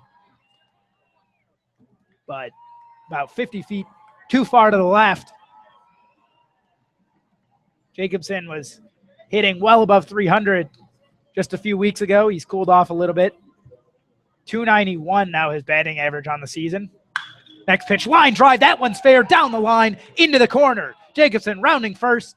He's going to be into second with an easy stand-up double. Wolverines tacking it on. So many extra base hits today. Absolutely destroying Eastern pitching. Just one of those games where everyone seems to be getting in on the action. And at one point, you've got to wonder when Michigan starts to ease off the pedal. But as it stands right now, they seem content to beat Eastern by as many runs as possible. They're already up 13 in the 8th. And they want to get one last chance to really take to task the Eastern Michigan pitching, as they won't be able to face them in the bottom of the 9th. Gutierrez at the plate now. He struck out in his first plate appearance when he was pinch hitting in the 6th. Stayed in the game at third base. 3 for 9 on the season. First pitch was in there for a strike, 0-1. Flannery comes set now for the second pitch. Swing and a miss. Fastball on the outside corner. Gutierrez has looked just, a little bit lacking of confidence at the plate in the appearances we've seen this season. Hasn't been able to string any significant success together. 0-2 pitch. Flannery steps off. Didn't like the sign he got from Kerr. And looking down at the Eastern dugout, looks like there's only a few guys still standing up there watching the game. Most of the guys content to stand under the awning of the dugout, keep warm and dry as best they can. 0-2 pitch. Swinging a ground ball, left side, that's through the hole. Rounding third, he's going to score is Jacobson. Gutierrez rounds first. He holds up there with a no-out RBI single. So the Wolverines continuing to just lay it on thick. 18-4 now the score. Bottom 8. Kendall Patrick now at the plate for the Wolverines.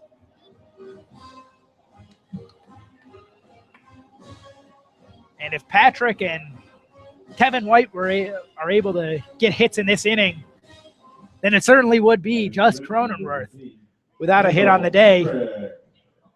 Cronenworth 0 for 5, the leadoff hitter for the Wolverines. Patrick 0 for 1, came in the 7th inning and flew out to the center fielder. First pitch to him in the dirt, takes it for a ball, 1-0. And, of course, Kevin White walked on 4 pitches last inning. He'll be looking for his first official at bat. Wolverines women leading 5-1 over at Alumni Field, still the bottom of the second there. 1-0 pitch. Just a little bit high. Look close. 2-0.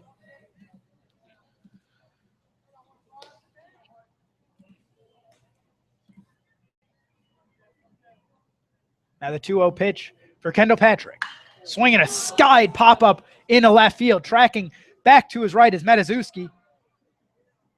Running around in circles in there before finally making the catch. Got under it. And so Kendall Patrick goes down with a long fly out. That one almost got higher than it went far, but fielded at the warning track.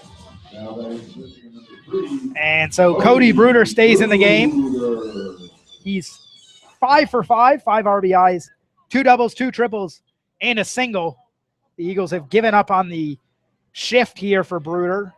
Back to a more conservative fielding alignment. Way outside, set up his curve. Pitch even further outside for a ball 1. Bruder now with 30 RBIs on the season. Kevin White stands on deck.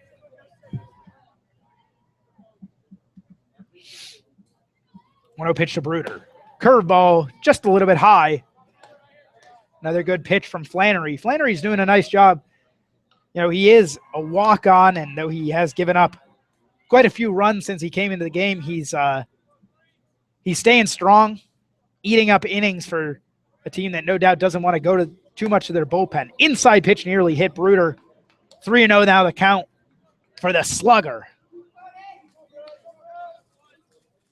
Leo has decided to start doing homework up here in the press box, looking up research about electric cars. Yeah, I got so much schoolwork, and Michigan appears to be content to just keep pouring on the runs. However, here's a mental blunder that will, thankfully for me, mercilessly end this inning. Is Bruder got jammed, and Hector Gutierrez he started at first base, was on third by the time that ball came back in the infield, never bothered to tag. So easy double play there for the Eagles defense. Wolverines now go to the top of the 9th, looking to close things out. 14-run lead here, 18-4 the score in Ann Arbor. You're listening to WCBN Sports. Eli Sherman and Leo Blavin. Michigan has to be pleased with their performance today as they look to seal this victory. 18 runs in one game. And as I said earlier in the game, don't be surprised to see this offensive momentum carry over into their series against Penn State. It's hard for bats to cool down when they've committed the battery that's occurred today. Yeah, and the Wolverines will look to benefit also from a lot warmer weather out there in Penn State. Nice stadium out there. It's supposed to warm up into the 60s this weekend. At least it is here in Ann Arbor, perhaps. Different weather out in State College, not too far away. Still essentially the Midwest, but beautiful stadium out there in State College. The Nittany Lions share that stadium with the New York Penn League. If I'm not mistaken, it's the St. Louis A-ball affiliate out there. Went to a game there a few summers ago with my parents. Caught a home run ball. Proud of that one. Probably shouldn't share the second half of that story, which is when I tried to go get the ball signed by the guy that hit it. The fellow that I talked to didn't understand English particularly well, thought I was just asking for a general autograph, not asking to make sure that he had been the one that, in fact, hit the home run. So I ended up getting the home run ball signed by the wrong guy. Still have the ball, though. Wilson fouls this one straight back from Ogden. Same defensive alignment for the Wolverines here in the top of the ninth. Wolverines, 18 runs on 20 hits. Committed one error in this game. That was the Mazes grounder down the third base side, and really more the field's fault than his. 0-1 pitch inside for a ball, 1-1. Eagles, 4 runs on 6 hits, 2 errors. Breaking pitch inside from Ogden, 2-1. Trying to paint that corner there. Austin Wilson at the plate, 1 for 4 on the day.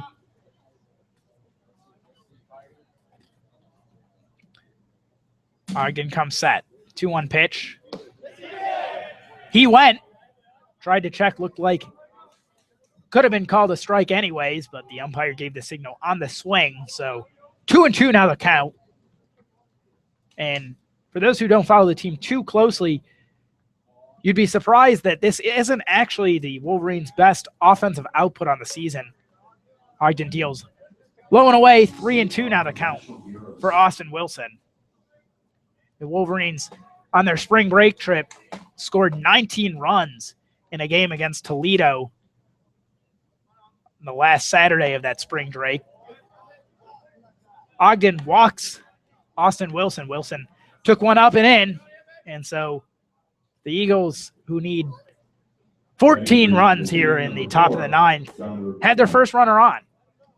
Wolverines, as I was saying, scored 19 runs against Toledo in the first half of a doubleheader back in March, and then the second half of that doubleheader, also against Toledo, tagged them up for 10 runs. So a 29-run day in that one. 18 so far here today. Defensive indifference from the Wolverines as Wilson moves up to second base. Wenson did his best to try and get the frame. Looked good, but just a little bit low. So 1-out count for Rubino.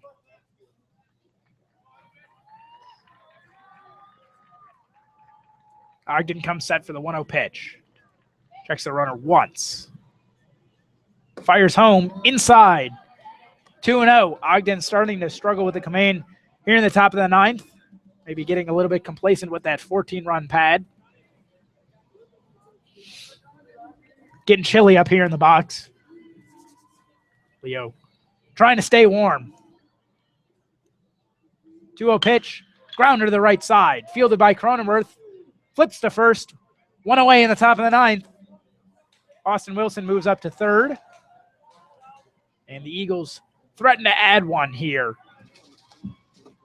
So the game closes in on its third hour of play, and it's one of those games that feels a lot longer than it actually was, just because the game was so out of hand so early on. Michigan up 6-1 after the second inning, and then the sixth inning where they added another 5 to their lead is when things really got out of hand. And for Michigan, it's almost been a scrimmage-like atmosphere because they've been hitting at will, almost like taking batting practice. The problem is they've been facing an opponent, and for Eastern Michigan, there's just been no answer on the offensive end, but it's impossible to answer an 18-run performance from any team.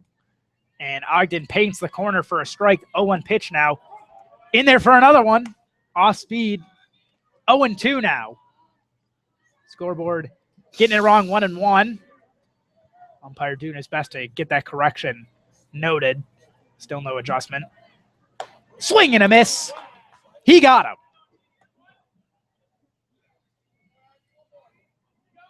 And the umpire checks his clicker, and now the batter who is staying put better had checked the scoreboard. Umpire gives a rueful look back towards the press box, upset that the scoreboard hadn't been updated. The batter used the scoreboard as his count check and took that pitch, thought he had an extra one, but goes down. So 2 outs here, 1 more out for the Wolverines to try and get here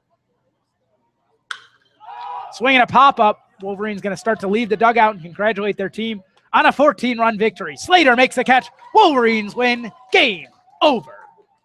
Big win for Michigan, and 18 runs has got to be a performance that'll have these folks smiling as they leave the park tonight. Yeah, the real question here is who on the Wolverines is your player of the game? You know, certainly several arguments to be made. Cody Bruder had 2 triples, 2 doubles, and a single. In any other game, he would be the player of the game. But Johnny Slater, I love the long ball as much as anybody, and to have 2 home runs in one game, that makes him my player of the game. But anyone who seemingly went into the batter's box in a Michigan uniform today, I would say was a player of the game. When you put up 18 runs, everyone got involved on the action tonight. Yeah, so to recap it, Wolverines got out to an early 3-0 lead. Scored 3 in the first, 3 in the second, 2 in the fourth, 5 in the sixth, 4 in the seventh, and 1 in the eighth. So the offensive output was just out of sight today. Johnny Slater, of course, the highlight with 2 3-run home runs, 6 RBIs. His batting average improved to .245 on the season. Pitching summary for the Wolverines. Hill made the start, 2 innings pitched, gave up 1 run in his first start of the season, and a good, more or less, rehab start for Evan Hill, trying to get back into the swing of things here for the Wolverines. Of course, Van Sena getting the win, improves to 2-1, 4 innings pitched, 2 runs given up. Ogden scoreless for 3 innings, gets the save, which, interesting rule there. If you pitch 3 innings and you're the last pitcher and you win, you get the save no matter what. So Ogden earning his first save on the season, gave up just 1 hit in 3 innings. That's going to do it for our broadcast here from Ann Arbor. Again, please rate, comment, subscribe on YouTube. And we're going to send you over to WCBN2, where Morris Fabry has the call at Alumni Field for the softball team. They're still leading 5-1 going to the bottom of the third. Thank you for listening to WCBN Sports. Eli Sherman, Leo Blavin, we're going to leave you with a good night and a go blue.